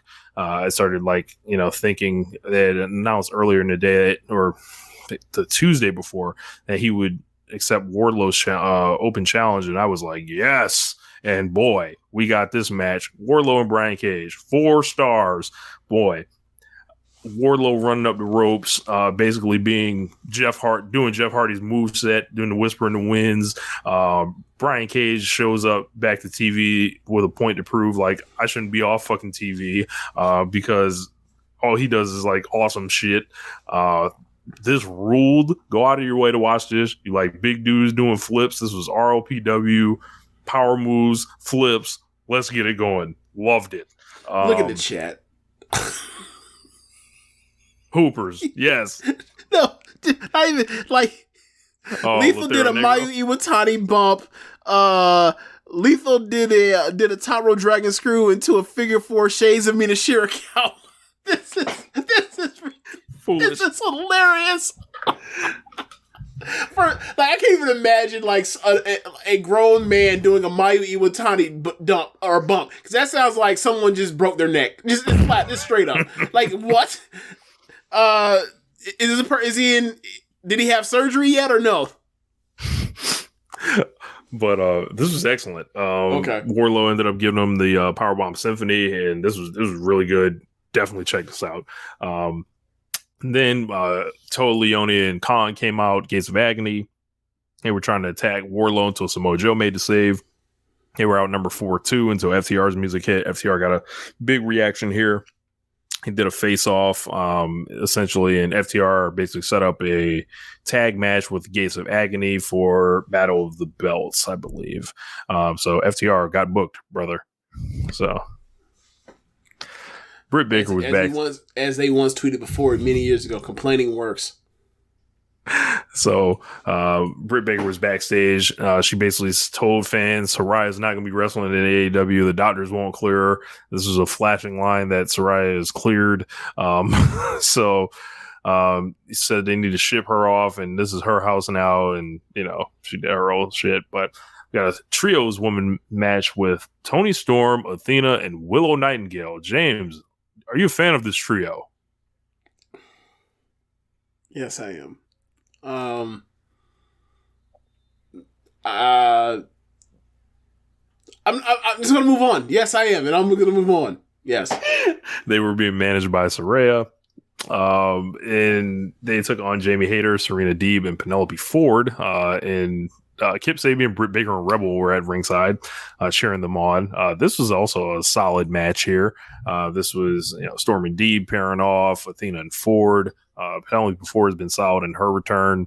And then this all allowed Willow Nightingale to kind of shine, and she got the pin, and she ended up hitting a Docker bomb on Penelope Ford. And this one was, from there, that kind of led to a post match thing where Britt Baker kind of squared off with Saraya. They got into a brawl, so she actually did something physical, and they basically retreated. Rebel got wiped out. Saraya gave her a super kick. She was wearing Chuck Taylors. And this was a way better week, I would say, than last week. Yeah, they didn't mention any of that other shit, and just moving right along here. So, backstage we had Shivani with Roosh and Jose, the assistant in Private Party. They basically played video evidence of Private Party not being there for them in a couple previous times. Jose and Roosh said, tonight either y'all gonna be there or we'll take you to court. Or as we know, Matt Hardy's been contract tampering with you. This is excellent. I pop for all these contract tampering stories. So after that, we got National Scissoring Day, and this was an all-time talking segment on Dynamite. This was it was so funny because Bowens is a really great promo, and I didn't know this. He was awesome. Max was awesome. And they were just, Bowens came up first. He ran through the Acclaim's credentials, said the AEW now stands for the Acclaimed every Wednesday. He called himself the Sultan of Scissor, because he's a baseball player, back in the day. So Scissor, yeah. scissoring is. So real quick, just circle back to Acclaimed every Wednesday. Is that what they're gonna call it when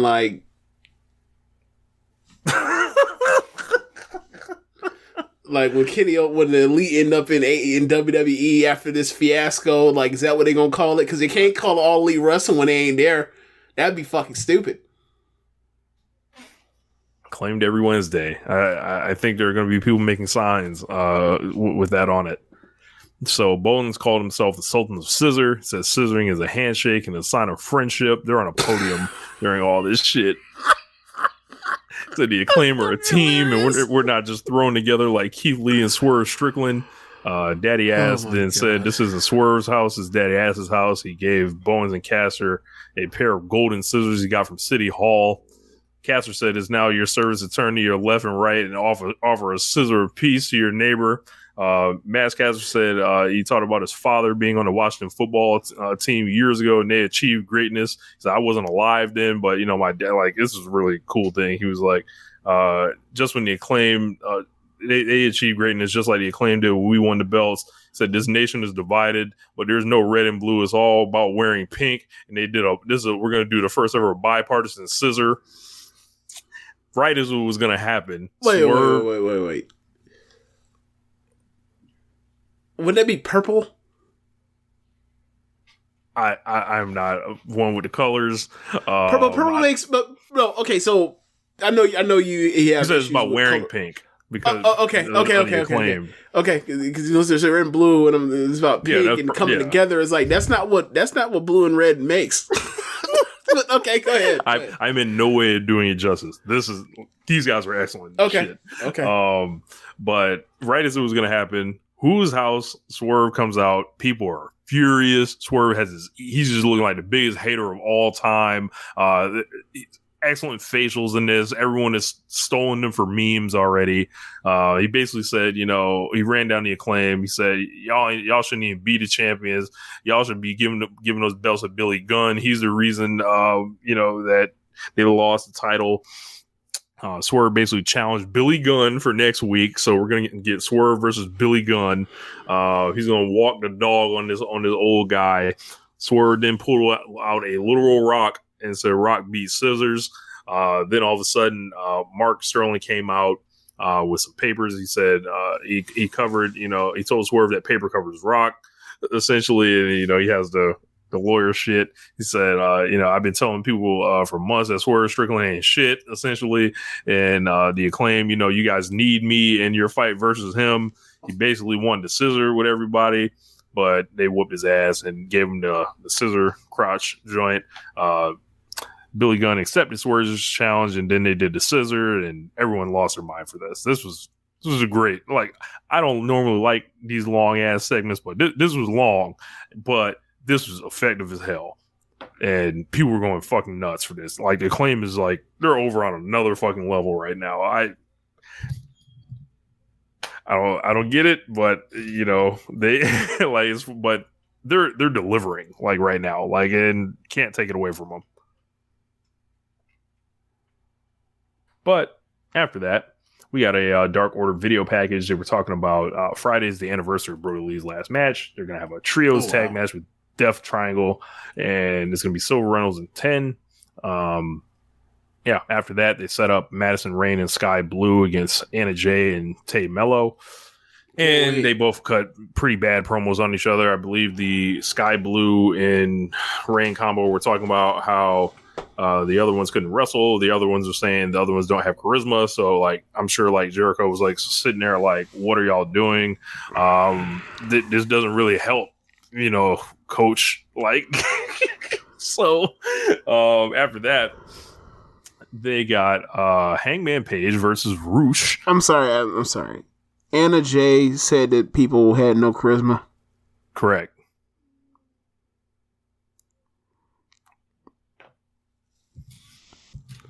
Okay. Just want to make sure I heard that right. But after that, we had Hangman Page and Roosh chop the shit out of each other. Like these dudes just beating the shit out of each other. This was awesome. This was a real solid TV match, and with Hangman Page getting a strong win going into his little mini program with Mox, and Roosh looked great in this match, and has become recently Roosh is all elite now. So he does a clean job, loses on a buckshot lariat to the Hangman. So I don't know how Tony Khan convinced Roosh to start doing clean jobs, but something he may, he's taking that Court Bauer juice or something. Yeah, I scrubbing through this, I liked what I saw. I can't wait to watch it. Yeah. After that, we had Private Party coming to the ring, basically from earlier. Like Moxley came out, just shook his head, no, y'all ain't about to do this. Yes, Roosh is having a better run than Andrade, I would say. I don't think y'all remember, I don't know. I think that the top end of the Andrade stuff smokes what we've seen with Roosh, but cause there's nothing that Roosh has had that touches that trios match with, not trios, three-way match with Darby and Guevara, or the match he had with Pac. No. I think Roosh has a better depth of matches, for sure. In that the three-way match, there's two dudes in there bumping their ass off in that one, and it ain't Andrade. So I'll give you the Pac and Andrade match, but after that, I think Roosh is just stacking them up, and I'm not even no fan of Roosh like that. Yeah, he's having good matches, he's having bangers. I'm not knocking that, but I think that I think that if you pull up the cage match, you'd be surprised. So we had Mox. He said he wants a fresh Hangman Page in 13 days. He's been waiting for 3 years for this between him and Page. They've each beaten just about everyone else in AEW except each other.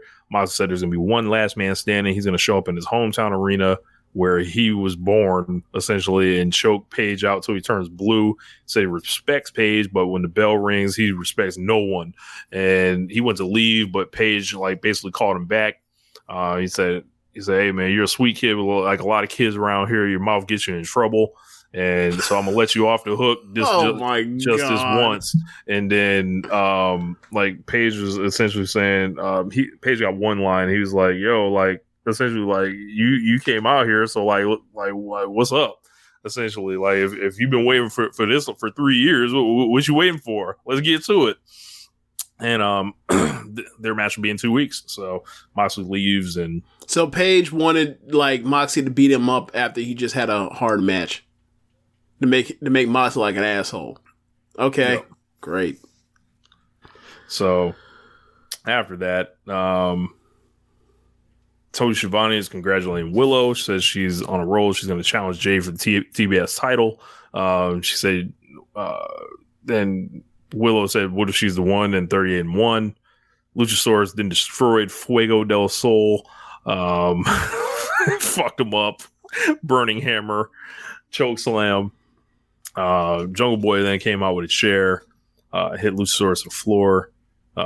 Christian held him back, and Jungle Boy said he's his best friend, broke his heart, but he's gonna break your fingers, arms, hands, piece by piece, so he breaks Luchasaurus. Jungle Boy said picks the time and place, but he'll be ready. And then Christian was like, "We're gonna do this shit in Toronto, Canada," and I don't think Jungle Boy is gonna get cheered. So I don't know what the strategy is on that, but Christian, if he's out there, questions on that one. I don't know. After that, essentially, we got the rundowns for all the other cards that they did, but we got the main event: ROH World Champion Chris Jericho and Sammy Guevara, Les Sex Guys, defeating Team Daniel Bryan, and this was like a Sammy Guevara like a fuck you game from Sammy Guevara. Like, hey man, y'all woo if you want, but like he I think he went crazy in this match. Garcia looked awesome. Like I think Jericho and Bryan kind of like played the background in this, and a lot of the match closed fresh, especially was those two in the match, and then like Danielson and Jericho were like it's like almost like a Japanese tag match where they're just like, fighting around the outside while those two, having their twists and turns and trying to stop the other person from like breaking up, pinfalls and stuff. Yeah. So I think Jericho had a lion salt. Garcia was no-selling some chops. There was Spanish fly stuff. There was like trying to suplex Sammy off the top rope, hitting a backflip and shit. Like, I saw Guevara giving Danielson a, in ring or on the mat like Spanish fly. Jericho gave Danielson a vertical suplex through the announce table while they were scrapping on the outside too. I saw Guevara hit a shooting star press on the knees of Daniel Garcia, and then Garcia put him in the Dragon Tamer. Then Aubrey was checking on Sammy Guevara. Jericho stole him with the ROH belt, and then Sammy Guevara gets the pin. A terrible finish. Yeah, it was a letdown a little bit, but I popped for Sammy winning. So for me, like I said, I have not watched this show in its entirety. I just scrubbed through to see like key moments in. Like I'm watching that vertical suplex. I'm like, okay, this is about a wrap. Okay, well let's see vertical suplex. Okay, Jericho's probably gonna make a play, and I see that Garcia has his modified Scorpion Deathlock on. And like I see that, Sammy is supposed to be like trying to make it to the ropes, or he's supposed to be dead to the rights, but like, dead to rights in the middle of the ring. But like Garcia keeps inching closer and closer towards like the ropes, and I'm like, right, not Guevara, Garcia, and I was like, oh, this is about to be some bullshit. And then, like, they show the camera angle, Jericho comes in and love taps him with the fucking belt and drops. And I was like, oh, God. And then I see the pinfall after the roll-up, and I was like, 1, 2, and I was like, no. 3, and I was like, and I was on the phone with you as I was scrolling through this thing, and I was like, you heard me for, like I let out a yell out ill for, like, I don't know, what was that, 40 seconds? Like, ew! Just a terrible... This a disgusting finish. I was like, bro, this is not 1994. Get the fuck out of here. This shit was so cheap. So cheap. And I started thinking of, okay, what's the booking for this? Like, Jericho and once Guevara came back and entered himself into JSA, him and Guevara were making faces with each other, on a subtle type of thing. And then, like, obviously, like, they just had this match where they had to close the stretch. Like, they protected Garcia with the belt shot. Like, I could see those two having a match at, Full Gear or something. And I quite frankly think, like, them two having a program with each other, Guevara and Garcia, is good for both of them right now. Especially because it also ties into, like, the undercurrent of Jericho and Danielson. So, yeah, like, I think that all works. And, like, if Garcia gets the win after getting protected, I'll say that's a great story. If not, I'm going to be like, ew, because that was just disgusting to watch. This is gross. This is nasty. That's exactly what my thoughts were watching that. That belt shot. This is a lame ass belt shot. He got beat. Yeah, they hold Sammy Guevara up on their shoulders to close the broadcast, which brought me much pleasure. Well, you told me the kind of booze he was getting all day, and then you told me I were saw so them worked lifting him on up. Twitter. I was like, and you told me they lift him up after that, and then I saw it. I was like, oh my god, that had to be awful. Like the booze had to be bad. I can't wait to watch this show. It was great. But so the comments, like, it really feels, this is from Black Sabre Jr., it really feels like Jericho doesn't want to fight Garcia. Like, obviously he still is, but he wants him in Jazz. James Brown, wow, I like that y'all keep it real about Sammy being a hooper for real. Well, yeah, like Sammy's. There's no point in lying. If I didn't like him, I just didn't say I didn't like him. I'm well on the record of being a Sammy Guevara guy. And storytelling is so good. Black Sabre Jr., Jericho doing that Tam Nakano storytelling. He'd have to tell me what he means by that. I don't know. Yeah. James Brown Wild said, if that was 94 nasty, I need y'all on here to see Dax winning with a backslide on Rampage. Are you serious, what? Bro? Look. Winning with basic roll-ups is not an issue, right? Like, we watch Fukigen Def, win with O'Connor rolls. We watch, we watch Kaguma win with, basically schoolboys, right? With bridging over the top, right? So it's not an issue. The Maestro, Kratos, all that kind of stuff. That's fine. Flash finishes are fine. It just depends on the context. I need to see the context of the match. So it's unfair. And also, I don't know who you wrestled. Who did you wrestle on Rampage? I think it was Gates of Agony, if I'm not mistaken. So he got on there. He beat one of them muscle bound goons with a backslide. Oh, the Bret Hart is they ain't flexible, So Black Sabre Jr. said Sammy got his shit rocked in a dub in the main event. Jeff Jarrett Finesser of the Year nominee, Claro Negro. I'm not a Sammy merchant, but it was funny as hell. Wow. Black Sabre Jr. and Nakano storytelling equals facials, storytelling, and emotions. Oh yeah. That's fair. Fair. I gotta check that out. As far as the Gates of Agony Dag shit, but yeah, I'm now down, or I'm behind on 3 Rampages. Like, I think the first one or one from 3 weeks ago, I was like, I'm just not watching it. But like, I might have to catch the last 2. Yeah, Battle of the Belts. I heard it was a great Pac and Trent match, and besides that, I don't think either of these shows really did really well in the ratings. So they've got to. I saw Battle of the Belts with that Caleb like, Baldwin 317,000. Finally, 10. I don't even know the rate. I don't even know the demo, but like finally, after Caleb was fucking wrong for years and years and years. Finally, at 11 o'clock on a Friday fucking night, he finally got the rating that he predicted for what the original Dynamite was going to be. He said 300,000. Sick. And now he gets upset. And now he acts like he ain't saying the shit or like I'm being low class or whatever else for bringing up that he was wrong as fuck. Hey, bro, you were outrageously wrong. We told you. Live with it. Own it. Embrace it. Pac went back to back. So he did a trios match and then defended the title right after. Between Rampage and Battle of the Belts. So I saw a lot of people that were really, really impressed with that. I was like, so Shuri did that shit last year. You gotta keep in mind, it's America. You're not really used to seeing people have great matches back to back like that. Like the most you really get is like Bret Hart or Daniel Bryan at WrestleManias at the beginning of the show and the end of shows. It's not, like the idea of someone's gonna go out there and have a 4 3/4 star match and then go, 25 minutes later go out there and go do another, basically like that. We don't really ask people to do that over here. We just don't. We should. People are capable. We don't really ask for those. We don't ask people to become a legend in one night. We need more legends. We do. We need more heroes.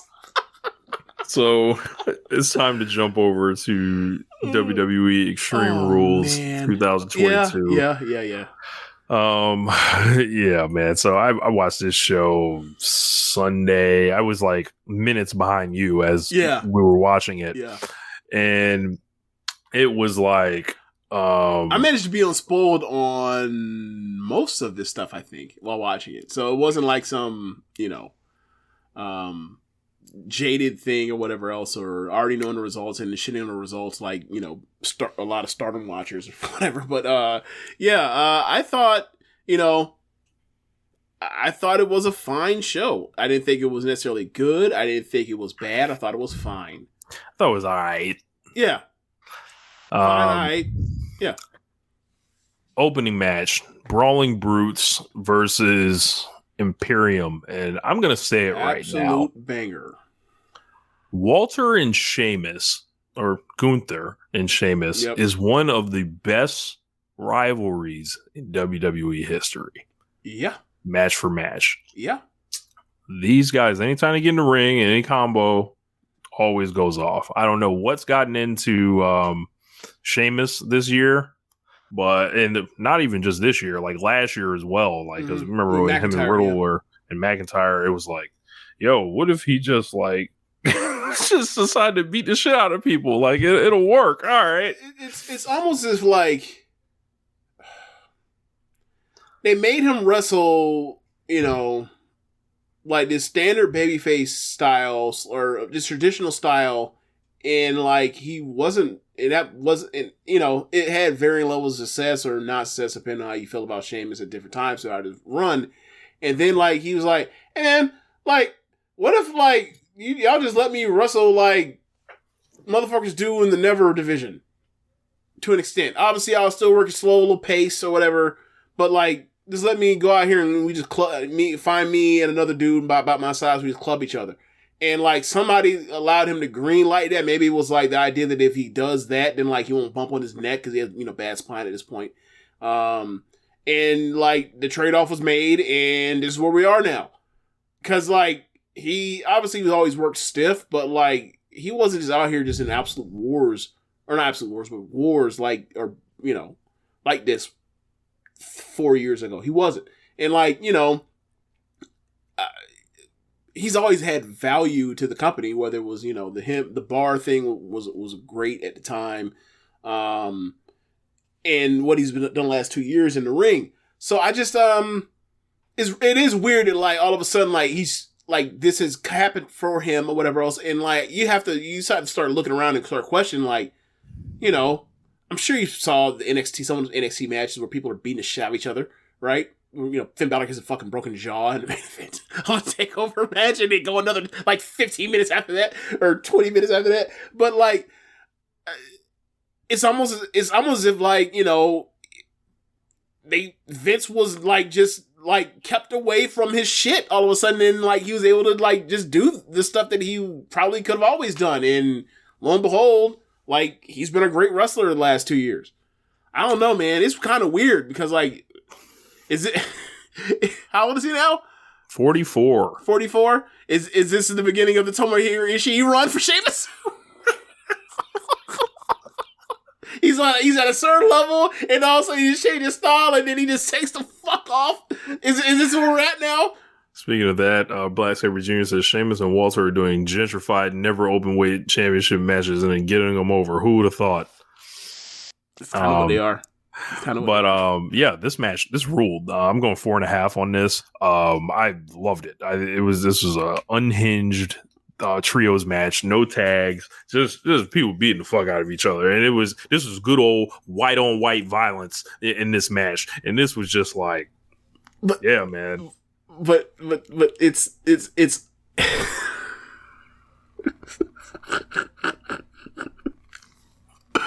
but it's white on white violence with culture because it's actually all them Europeans. Right. There was shillelaghs being used, and I never even heard of a shillelagh before WWE, but there were gentlemen out there, with the Nazi culture, that would bringing that into this, like, the Imperium stuff. So, it's a lot of shillelaghs are Irish, but okay, there's a lot going on. Well, the shillelaghs belong to Sheamus. Yeah.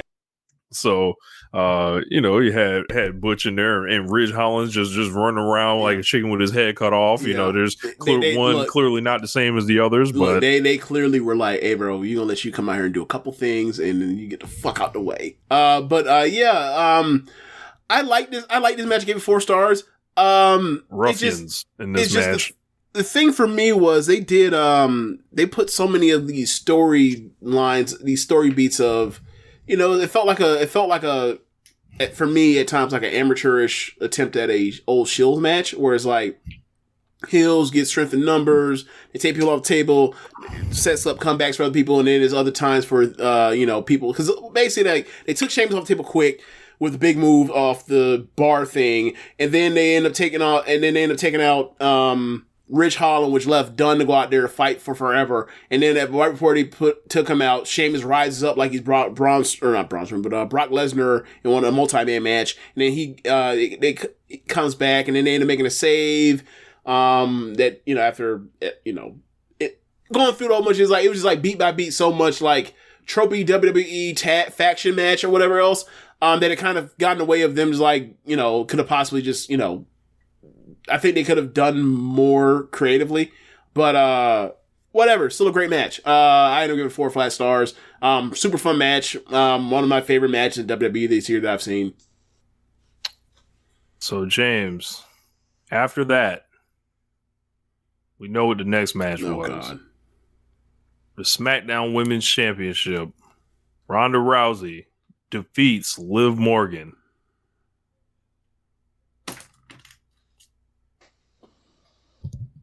I don't have the Zoom camera on, but I'll just lean forward into the camera.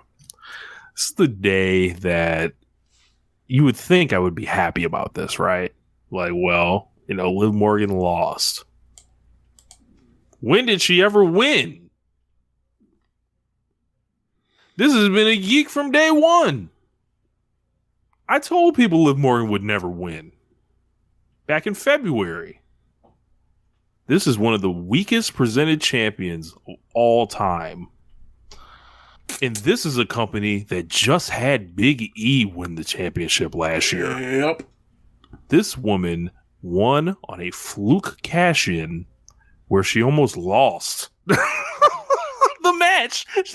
She completely presented her as a fucking joke. She only won because, like, as she was about to lose, she took advantage of the champion's injury that was sustained in the middle of her defense from just minutes prior. Yeah.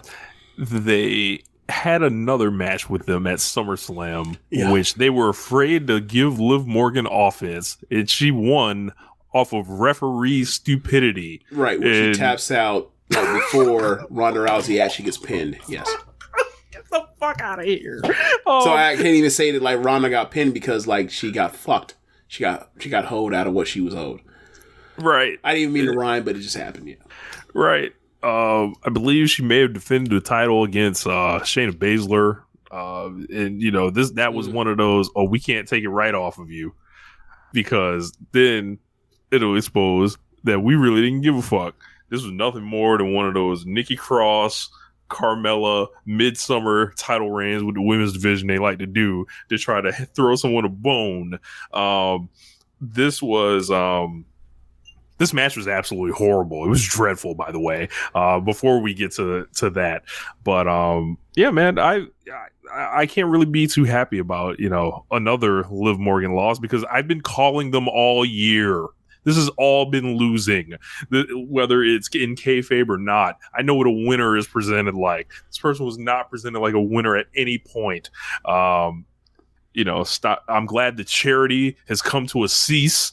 We have stopped the foolishness, the cap, the painting on, the tears coming to the ring. Let's go. Let's move on. Let's move the game forward now. How much we don't have to do this much longer anymore, right, James?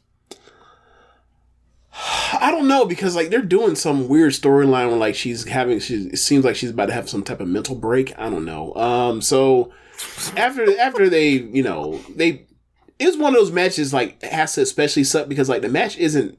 I wouldn't say the match is awful, but the match wasn't good, but it was like very physical. And like having a match is very physical and painful, and it's not good, and the crowd's not reacting, has to fucking suck.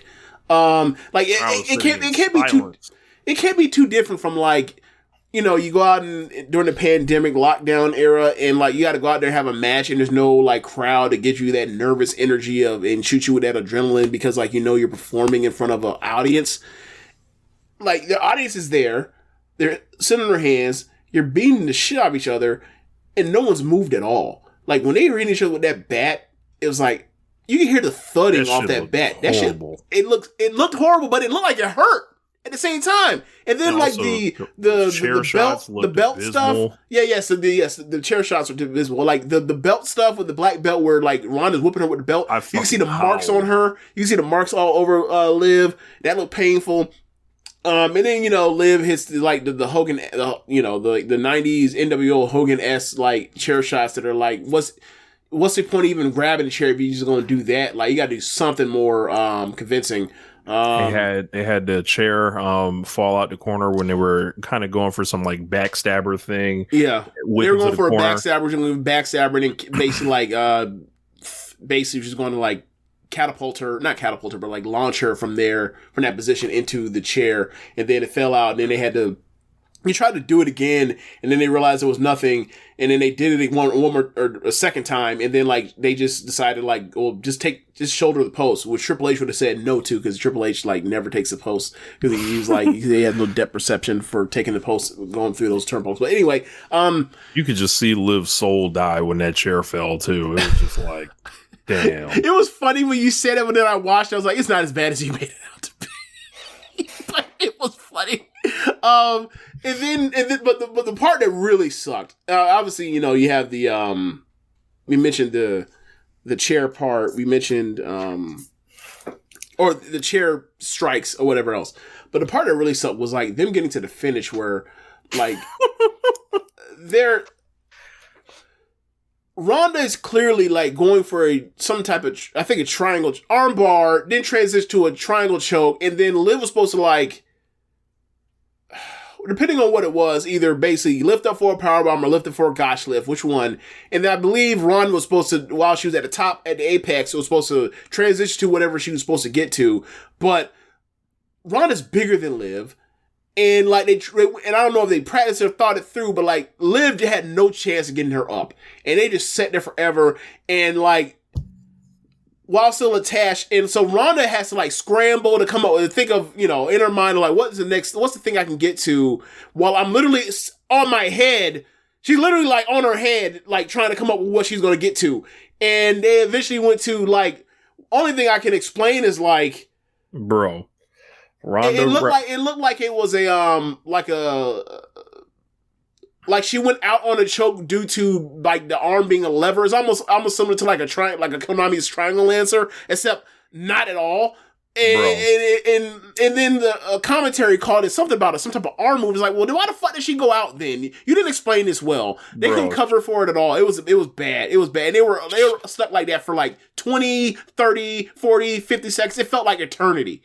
Bro, Ronda Rousey basically defeated her with what Liv Morgan's entire title reign was. Ass. Like she just sat on her face. That's what it looked like. And apparently, Liv Morgan, they had to protect Liv Morgan for what reason, I don't know, from tapping out. She quote unquote fades with a smile on her face because what? Why are we protecting Liv Morgan at all? Ronda Rousey should have just cut through her like a knife through butter and be the fuck done with it. End this fucking charade. Stop the cap. I'm done. I've watched this and I've waited and I've told them at every step what the fuck it looked like and what exactly it was, and they didn't listen. And now they dealing with it, and they gotta cry just like Liv Morgan. They gotta cry about it, bitch, like Ronda Rousey said. So, fuck. To quote Ronda Rousey. So, then I don't know if you saw this like backstage interview, but there's a backstage interview where someone wants to check on Liv and see how she's doing after the loss. And they're in the guts of the arena, of course.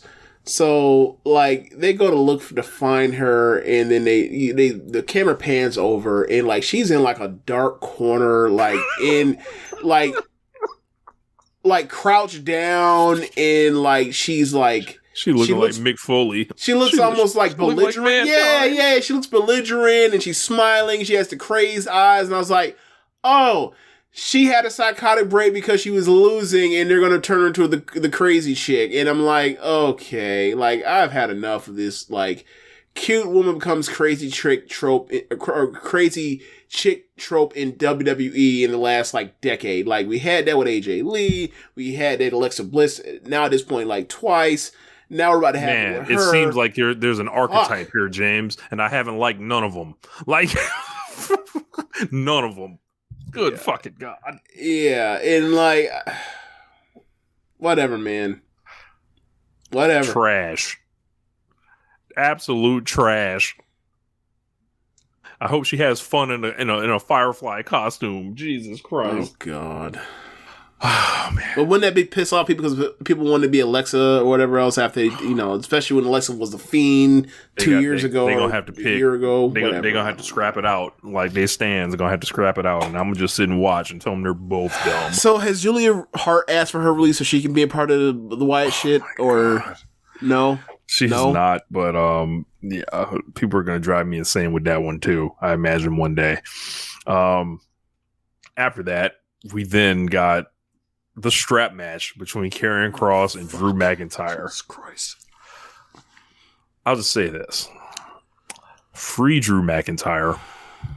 I enjoy Drew McIntyre a lot. They have served that man nothing but shit since like the fans came back at WrestleMania in 2021. We're talking about times where he's had to wrestle Jinder Mahal at SummerSlam and shit like that. And then this right here. Kross is just there. Not much to say. Not really exciting here. It was real quiet for Kross on his offense, and it was not the audience being shocked, as Corey Graves would lead you to believe. They tried to get real physical with it, and then they just had an absolutely baffling finish that helped no one. That I was just like, all right, man, is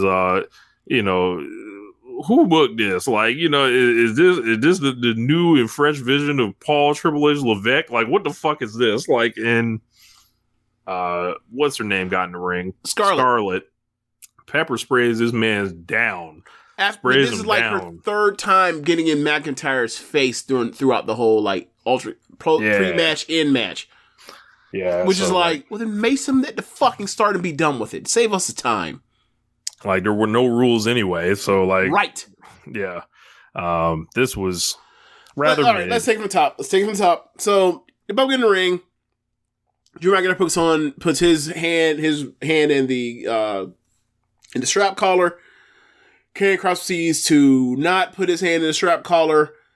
At first, he keeps doing it, and the ref keeps saying, "Put the fucking thing on," so we start the match. Don't do it. And then eventually Scarlett gets up, either grabs McIntyre's foot in the corner or gets up on the apron, distracts him. Obviously, McIntyre's a fucking moron. He doesn't realize that this is a game of distraction. He, whatever. Professional magician, pro wrestler, making illusions happen, doesn't realize it's sleight of hand.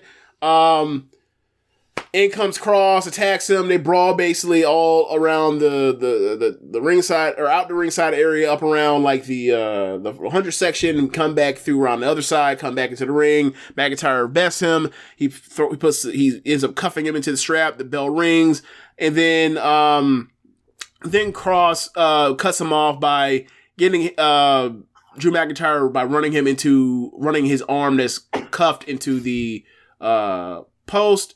Then Cross at some point doesn't recognize or realize or efficient way how to use the arm that he has tied up between the posts to use get more leather to strap him with his right hand, because I guess it's impossible or illegal to strap him with his left hand. I don't fucking know. But that was a mess. And then the light bulb went off and he realized how to do it the right way the second time around. They get in the ring. McIntyre, the crowd's dead at this point. Then that's when you have your boy Graves saying the line about, hey, the violence is so off the charts that the crowd has hushed tones. No, this match is boring as fuck. That's why there's hushed tones. McIntyre starts combat. The crowd wakes up. And then I think there's another point where Scarlett gets involved. But then ultimately at the end, McIntyre looks like he's about to win.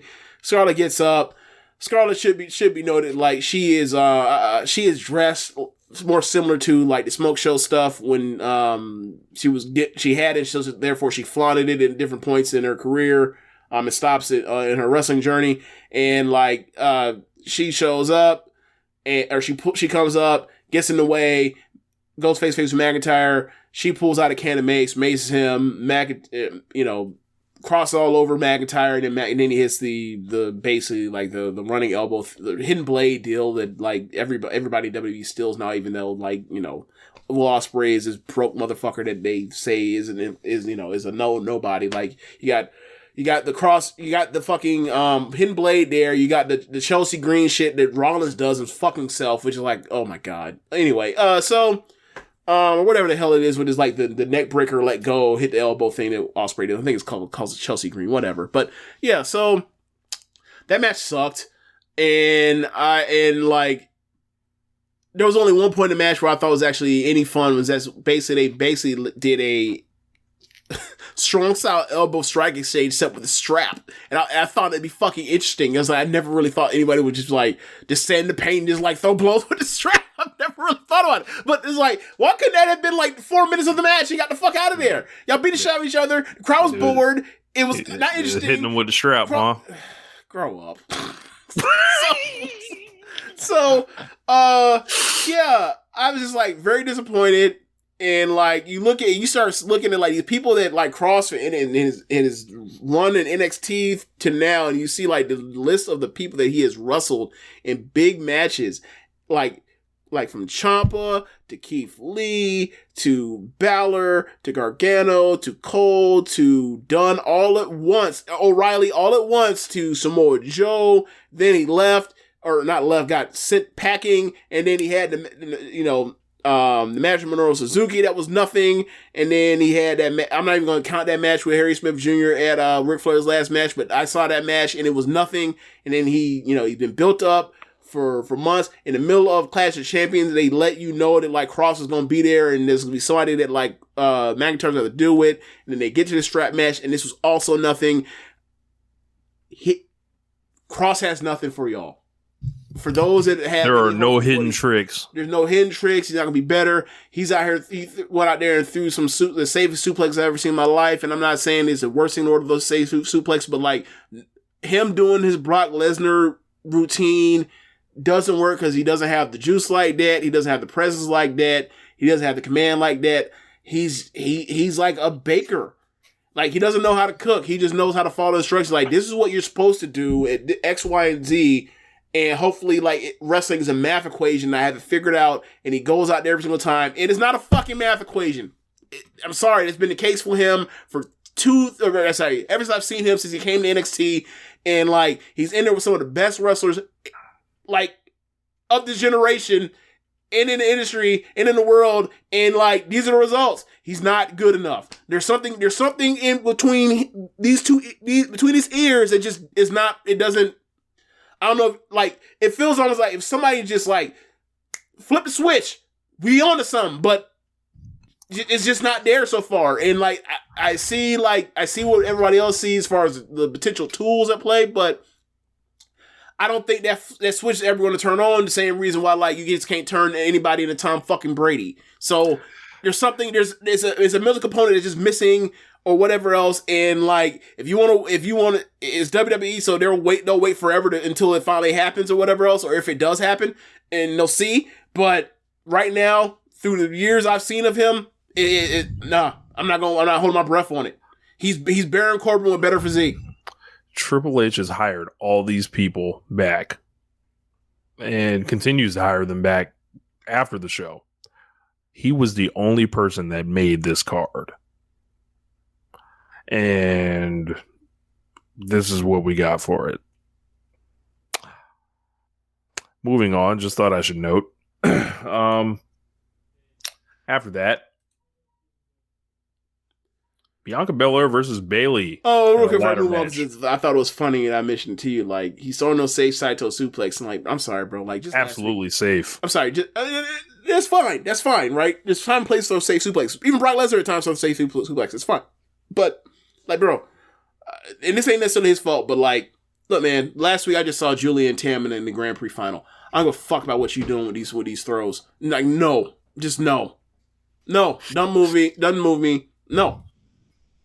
Lothero Negro, his shitty version of the hidden blade had nothing on it. James Brown YO, his hidden butter knife version. Black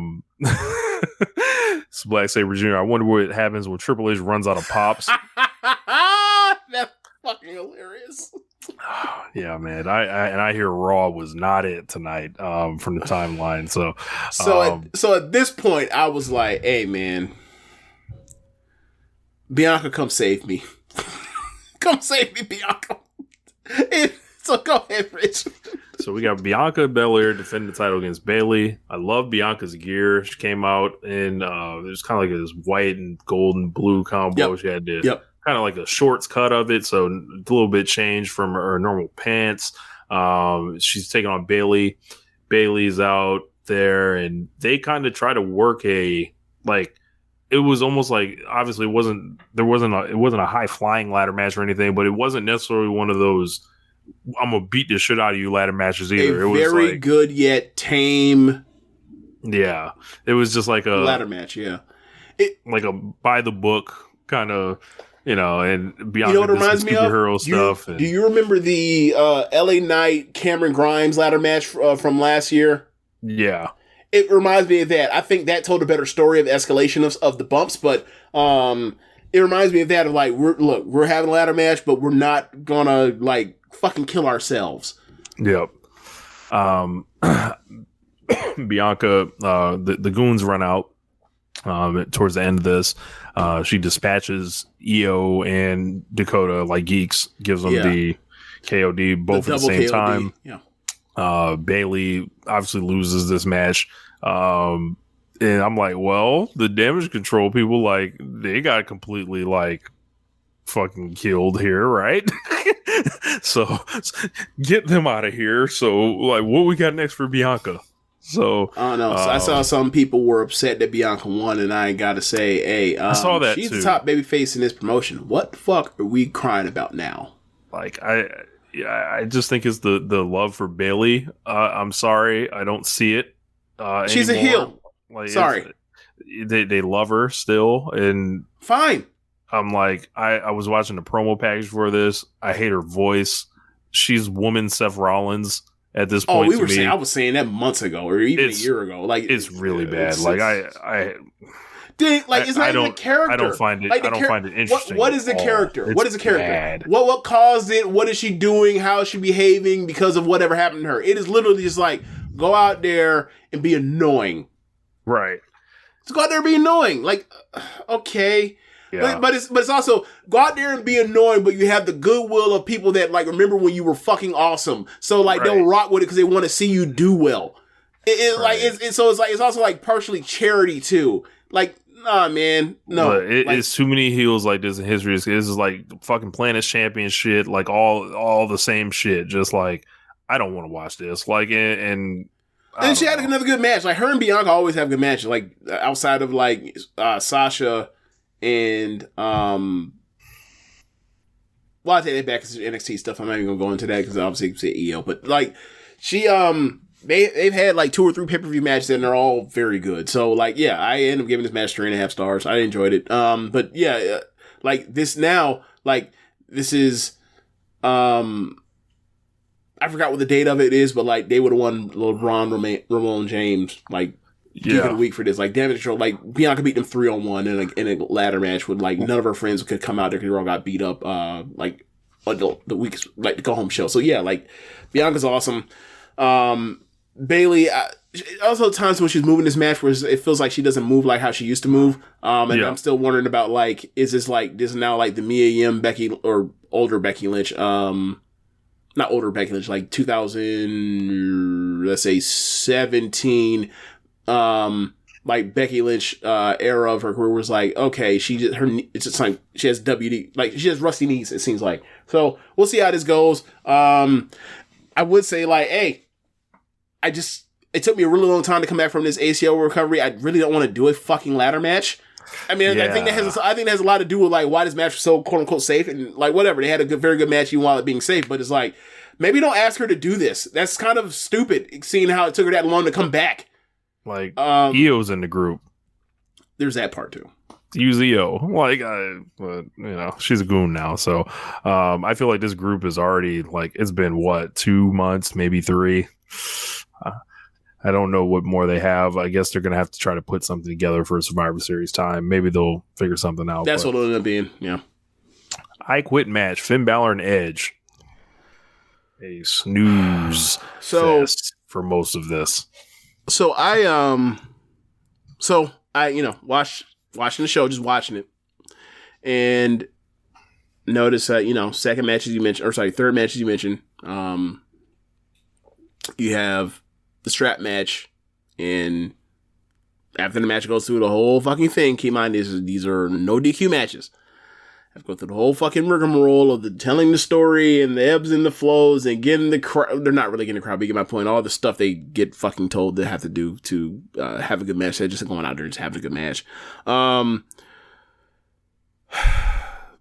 the end, Scarlett maces Drew McIntyre, so Cross wins.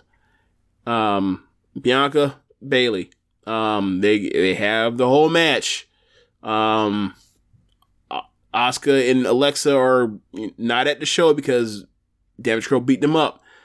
Bayley and Bianca go through a whole fucking match, and then in the third act, out comes Damage Control. And luckily, Bianca was able to thwart all that shit. So then the next match is Edge versus Finn Balor, an I Quit match. And Rich, what did I text you? Or what did I message you in the thread? And I was like, what did I say? Or give me the general thought of it before the match even the bell even rang and I was watching it. Shit, like Edge is up next or something like that, right? It's like, oh shit, Edge is up next, and like, are they really gonna do 3 straight fucking matches of no DQ matches where like the heels run in for late interference? And sure enough, they go out there, they have a match, it's just boring. And then all of a sudden, niggas hitting goddamn sling blades. Do you give up? Bro, it was so like. There was one worse. They did the ram somebody into a chair that's stuck in the corner spot. They actually know how to stick a chair into the corner and it stays there. Good for them. I guess all the years of experience in TLC matches teach you how to stick it in there, right? As opposed to like just learning that in NXT. I don't know, or the PC. Anyway, one of them gets later in the match gets thrown. So one of them gets thrown in, and then they ask, "Do you I quit?" how can he say I quit when he's knocked out because of the brain damage, man? That don't make no sense. So, anyway, match is going. Looks like Edge about to win. Finally, thankfully getting on with this fucking show. Out comes Judgment Day, which then they start cheating. So out comes Ray to try to even odds, but Ray runs wild. Crowd goes wild for Ray. Ray is a legend. Ray is beloved. Ray whooping ass. Dominic, fucks up his own father. So then, like, by that point in time, Rhea shows up, handcuffs Edge to the ropes. They light his ass up with Kendo says trying to encourage him to quit. He won't quit for nothing. Out comes Beth. Beth, makes a save and everything. They eventually cut off Beth. And they put her in position to get concertoed. Rhea has a chair and says, "Hey, we put you through hell. You tough man, blah blah blah. But like this is when you quit. It's over." And he gave up, and it was dramatic. People loved it. I thought that Edge is a hot angle. I thought that it saved all that stuff. All the run-ins at the end saved the match. And Edge gives up, of course, and of course, Rhea still drills her with the concerto. And eventually, we'll see some type of mixed tag match or Beth versus Rhea. But I gotta say, when Beth was in there with Rhea, I liked what I saw.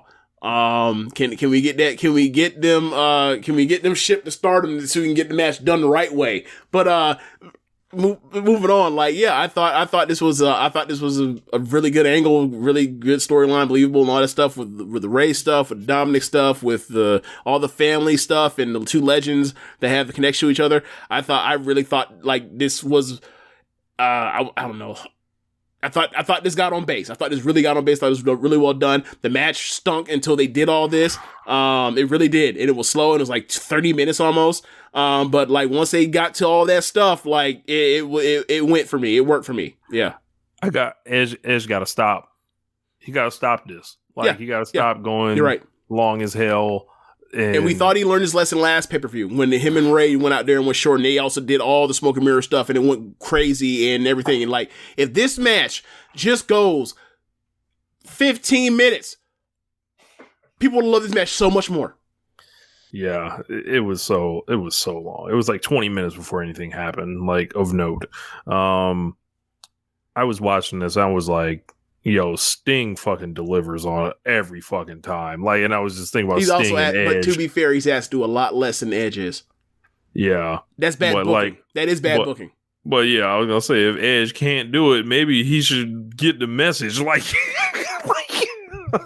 But, yeah. Like, they are not asking Sting to go out there 30 minutes. And that's for a reason, because old people shouldn't be going out there wrestling that long. Because it's really hard to, like, bro, we talk about this all the time. I don't want to see some of the best wrestlers in the world go 30 minutes. Edge ain't in that stage of his career no more. Yeah. If he was ever one of the best wrestlers in the world, bell to bell. So, like, figure it out. Like, learn the lesson. And I thought they learned the lesson, in that tag match, and apparently not. And, like, the only thing that saved this thing from being killed by everyone, ridiculed by everyone, was the sequences of all the run-ins. That's the only thing that saved this. Yeah. But then again, think about it. 3 straight matches on pay-per-view, late heel interference in the middle of DQ matches. Like, bro. Sounds like that heel guy that I warned about. 3 matches in a row. But, after that, we had the main event. It was the Fight Pit. Daniel Cormier was a special referee. It was Matt Riddle against Seth Rollins. I don't think they did anything bad in this match. I just was not interested in it. I was watching the video package and I was like, well, he said all these awful things about Matt Riddle and how he can't see his family anymore and his children and all this stuff. And I'm like, well, if Matt Riddle doesn't bring his family out, that means Seth is still just right? Like, beating the shit out of him doesn't change what he exposed about Riddle. Like, oh, you're a piece of shit. Like, family man, like, non-family man. And let's also talk about, like, Like this is such a bad story. This is so bad. Because it's like, you're also like, once you talk about like his family problems, like what you like, okay, just simple conversation. Well, what causes family problems? Right. Oh, why is he still on television? You know what I'm saying? Like, this is dumb. Yeah. And from that, I was just like, I was checked out on this. I was bored, and DC was there, and I was just like, DC looks like late era Carl Winslow at this point.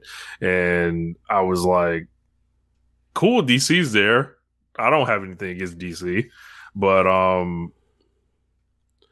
I didn't really see the point. It was a very good match, but like ultimately, you think of what Seth has brought to the table. Shoot style Seth Rollins didn't excite me. Right, that's what I'm getting at. Right, like you put a guy that all arounder / former high flyer, and you put him in a fight pit with a UFC guy, and like it just didn't work for me. And this is like, I suppose, one of those bad habits with Seth Rollins in big matches of like his last few years of like, nothing matters in his matches until he does the Falcon Arrow, until he does the superplex, he flips over and then gives a Falcon Arrow. And like, he couldn't do it in the fight pit because the fight pit is too high. And like, you watch the match and like, it's still a very good match. I ended up giving it 3 3/4, I think. Yeah. But I don't want people to think I thought it was bad. I was just like, I was bored.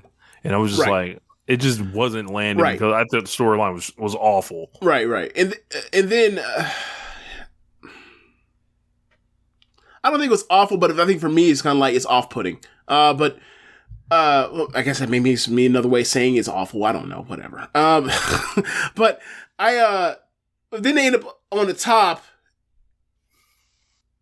I remember what was first. Actually, no, I know what was first. Rollins hits a curb stomp, and Cormier like doesn't want to count it for forever. And I'm like, what the fuck is going on? And then it never gets answered. And like, obviously, and then like Meltzer goes like, well, is that fucking Jack Dempsey bro? We're pulling references from shoot fights, from boxing matches, from before World War II. What? Anyway, they get back, they go to the top, they brawl on the top. Rollins gets hit with a RKO, and he rolls off and falls down. And then Riddle, he does the senton off the top, which is like, okay, so like this is a one spot match. And then like Rollins gets the fuck back up,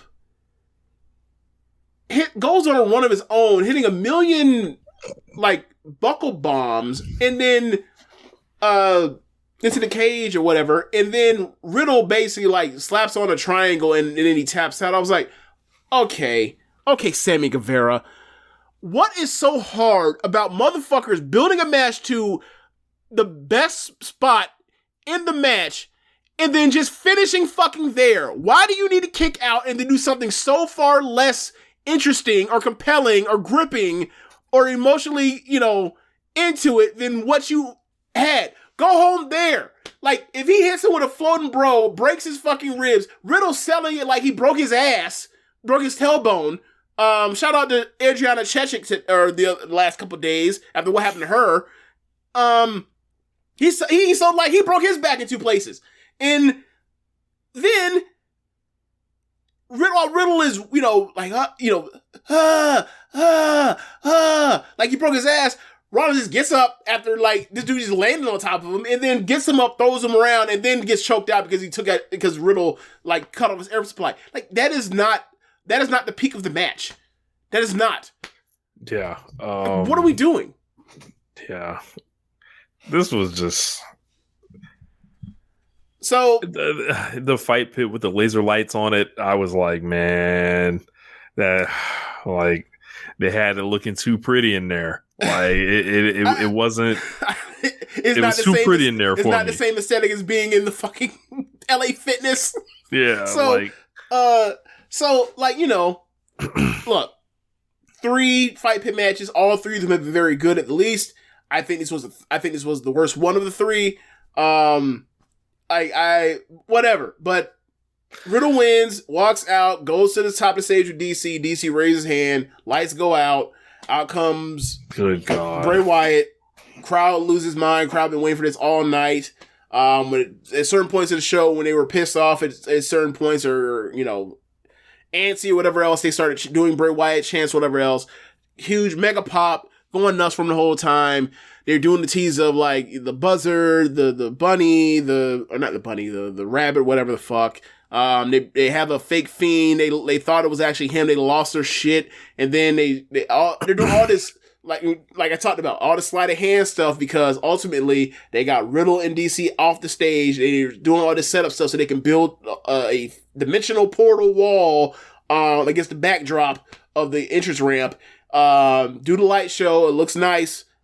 I can't even say nice. It looked great.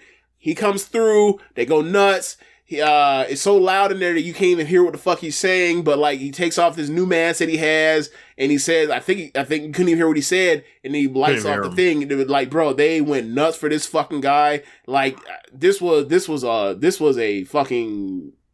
all-time pop.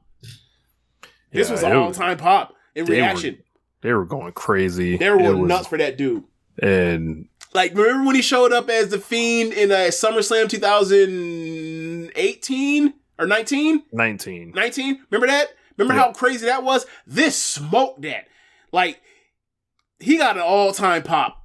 He absolutely did. Absolutely did. I don't know what he did, but y'all know where we at on it. Obviously has to eventually wrestle someone, and it always goes wrong there. And Bryan Danielson is not available this time. Not to be found. The Shield is not available this time around. And even if the Shield were available this time around, the guy that used to do his heavy lifting is no longer with us. Man, you can go back to 2013 on One Nation Radio, where we gave the game on Bray Wyatt.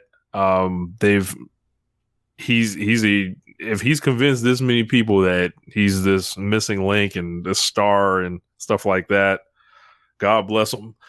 Great worker, great carny, hey man, like there were people crying on this. There's videos coming out, and God bless them. People were crying. Boy, yes, there's people putting out videos. They were crying and little kids going crazy and stuff like that. And I was just like, I don't see it. We don't know these people, do we? No, we don't know these people. Okay, but I'm about to say, 'cause I don't want to know them. Yeah.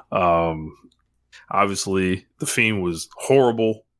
This is like one of the worst things that they ever did. Yeah. And Sue Williams. Shout out to Sue Williams. Shout out to Sue Williams. I am going to. And yeah, like, you know, Do you have it? I can. I get it. I got it right here. Okay, go ahead. Okay, shout out to my man Sue Williams. So, if you guys missed Worms on the Mat, if you guys missed Exploding TVs, The Fiend in the Hell in a Cell, literally getting lit on fire by Randy Orton, the fucking box-like structure, I added that one in. The black goo on Alexa Bliss. Shout out to Suit. He says, turning Alexa Bliss into nonce bait. Forgot about him having a child sing to John Cena to cost him a cage match. I forgot about him trying to kill the Mrs. Child and coming out in a sweater vest. I forgot about the fake Final Deletion ripoff match with the New Day. I forgot about the Crucix. I forgot about the House of Horrors match. I forgot about him ripping Daniel Bryan's hair out with his hands. I forgot about the Swamp fight where Braun Strowman got eaten by cows. I forgot about the Toxic Avenger Fiend. And there's more. Like, did you mention the House of Horrors match? Yes. Okay. His resume is so bad that people don't even remember his debut match and that terrible Inferno match with Kane in 2013 SummerSlam, which, like, that's me letting me know, like, nah, man, this is bullshit. Nope. Not gonna work. Not gonna work. Nothing here. And the few and times in between where it actually did work, it was like somebody else doing the major lifting with the first bell ring or whatever else. Like the dude, like, look, pro wrestling is not solely about in-ring performance, but the dudes like having good matches on pay-per-view are few and far fucking between.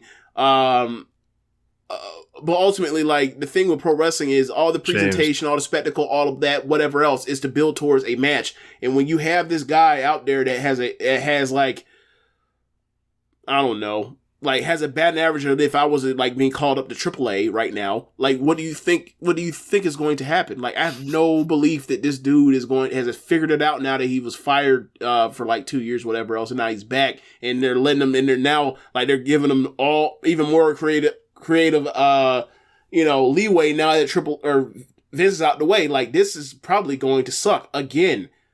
And it sucked. Look, and I know people don't want to hear this. Like, the Bray Wyatt fans are extra sensitive in all the comment sections, but bring it to me. I challenge you. As this goes on, 3 months from now, 6 months from now, 9 months from now, another fucking mystery come back to the table, and we'll be right again. Just as we've always been right on Bray Wyatt. It's another I'm gonna say JJ Watt. It's another JJ Abrams mystery box.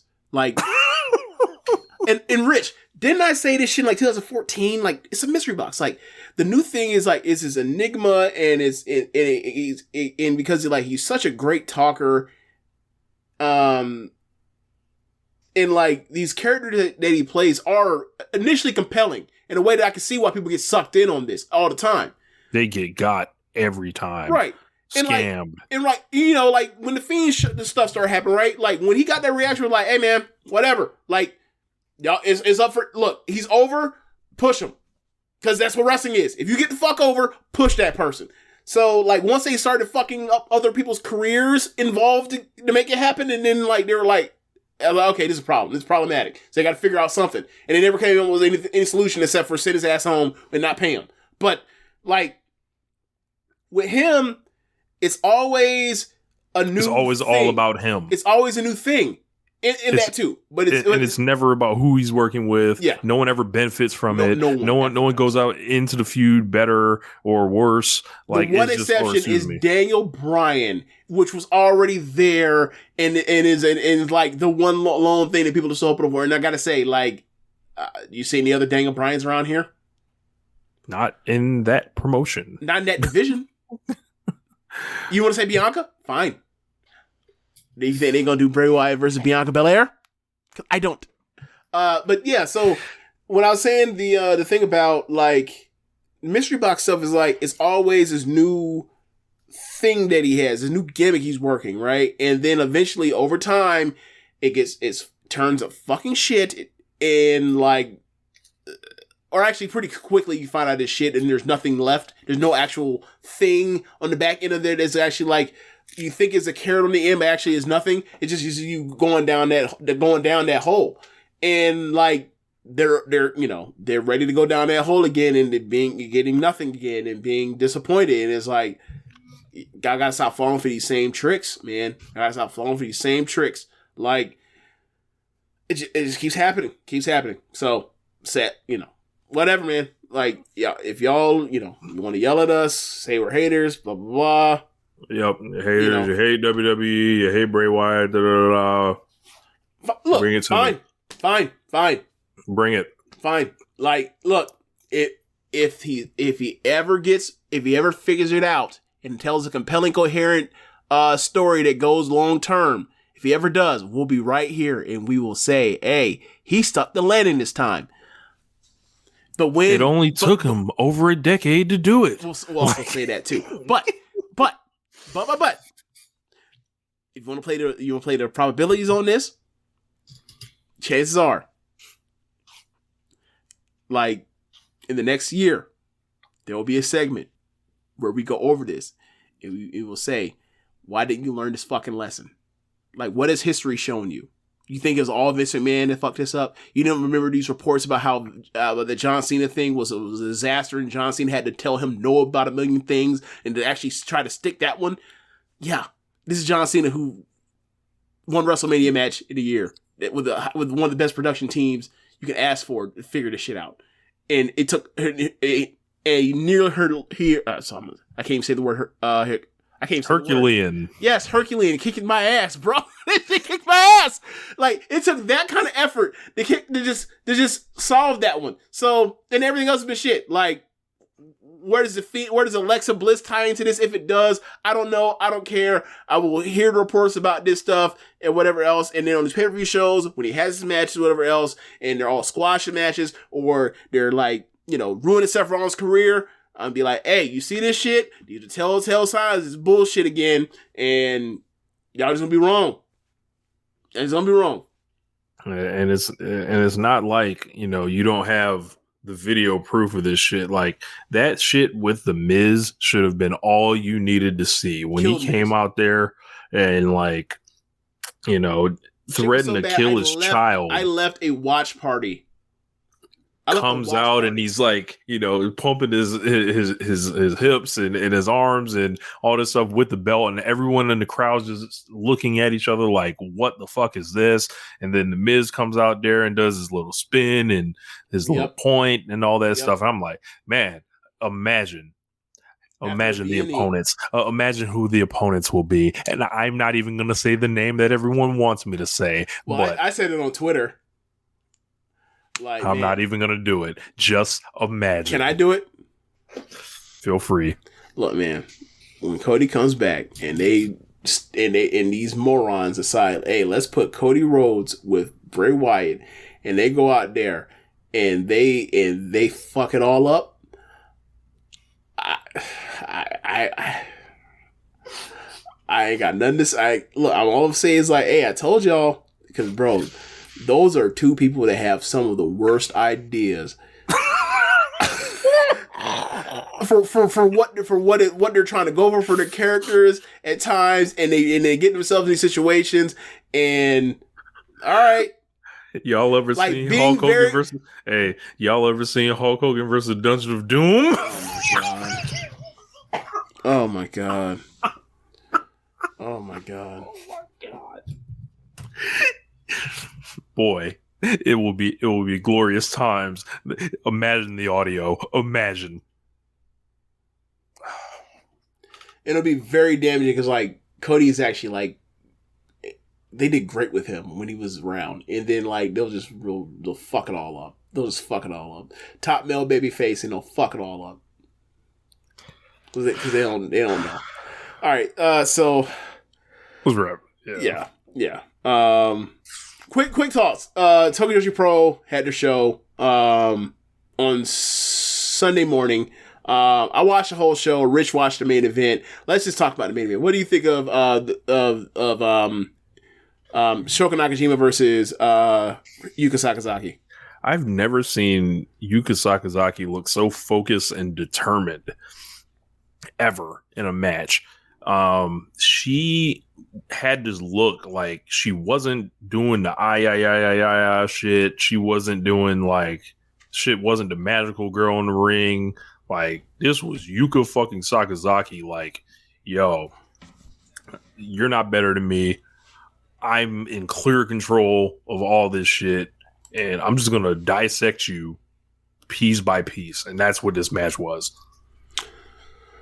Yeah, so I believe this is her third time winning the Princess of Princess belt. And she won this year's Princess Cup to do it, to get this title shot. And like in that final, like she beat the shit out of Miyu Watanabe, right? And like she did it in a way that was like, we watch Tokyo Joshi Pro, we talk about it, like a lot of the wrestlers, like they have their top end wrestlers, they're very fucking good. They're very fucking good. But there's a lack of physical oomph and physicality in some of their main event matches. With the exception being Miyu kicking your fucking head off, or Yuka basically like over the years or last few years, like putting on more muscle and then therefore like being willing to throw blows.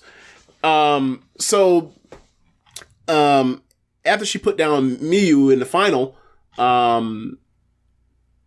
we kind of see like, okay, this is a little different in the way she's handling herself and demeanor. And then like she got into this match and she was like, look, I know Miyu's the ace, and me and her have been like face and ace, but this was an ace-like performance for somebody saying, "I'm getting my fucking belt back," and like she kicked Shoko Nakashima's ass.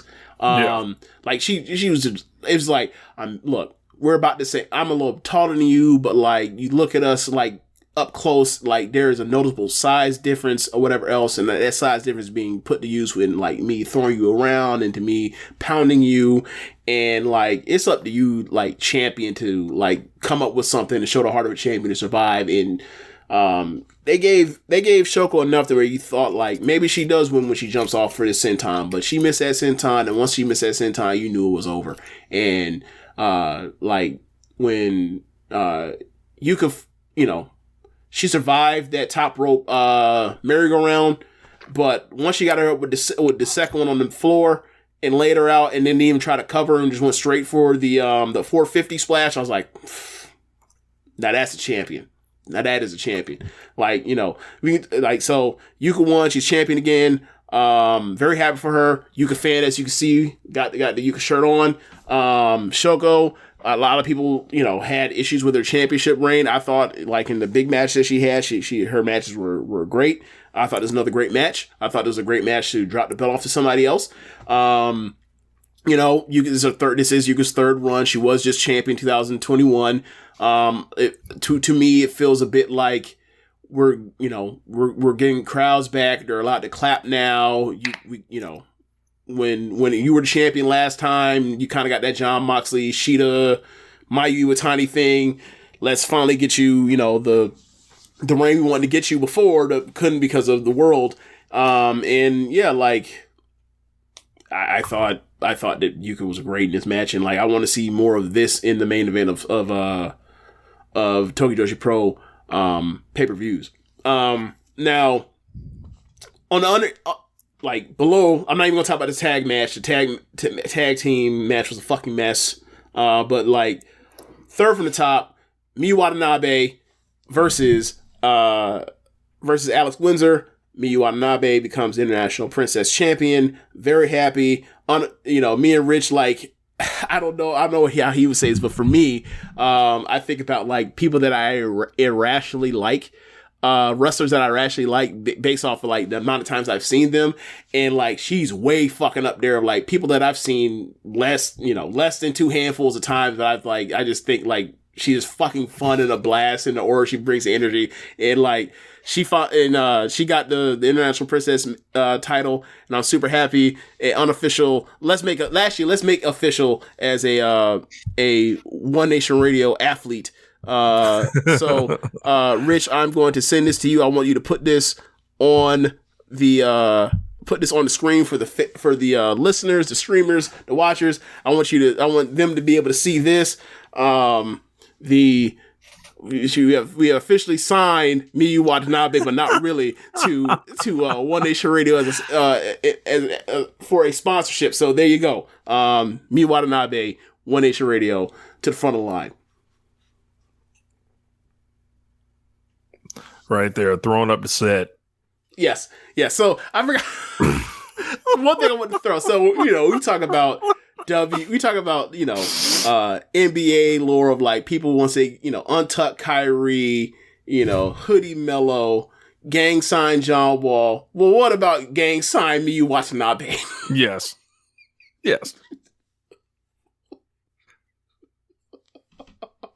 Unbeaten. Yeah. General thoughts on the show. Good show. Liked it better than Extreme Rules. Really liked the Ryu Mizunami versus Suzumi match. And liked the tag match of Ito and Miyu Yamashita versus, I've already flagged who they were wrestling. But yeah, I thought the match was very good as well. The Aja Kong trios match with Maxie and Paler, good comedy match. The Hyper Masao Mizuki match, that's the usual Hyper Masao goofy deaf comedy match. I fucking hate those, but I just always wish that super talented wrestler that she's doing this with was doing something better, and I wish people that were like an undercard below this bullshit was doing something better. But this is the good and the bad, and you take it all as facts of life with Tokyo Joshi Pro, and that's what it is. But yeah, I enjoy watching the show for the most part. Yeah, I skimmed a couple things that the Max and Aja thing had me dying with both of them going against a small person on each side. Yes. I like the singing and dancing I saw in the beginning. I always make sure to catch that at least. You're always watching up girls doing the same song over and over. Yo, love it. Did they get their roll on this time or no? I don't think they did. No. All right. Okay. I might not have finished the whole thing though, because I was, skipping through. But so I'm planning to knock that out, the rest of the show out sometime this week. So, but I think that is the show. Yeah. Thanks for listening, y'all. Be sure to rate some more app you're using to listen to this with.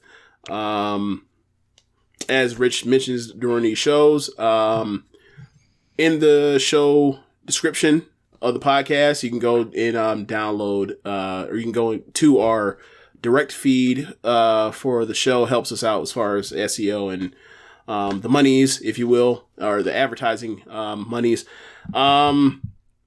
And be sure to rate us. Sorry, I already said that part. Be sure to check out the other shows on network besides Motion Radio, Keepin It Strong Style, the Ricky Clive Wrestling Show, Grown Man Watch This Shit, the Grave Consequences Podcast, 8-Bit Suplex, All Things Elite, Great Match Generator, Get in the Ring, Meet the Press Slam, and AEW Match Guide. Thanks for listening, y'all. Later. Peace.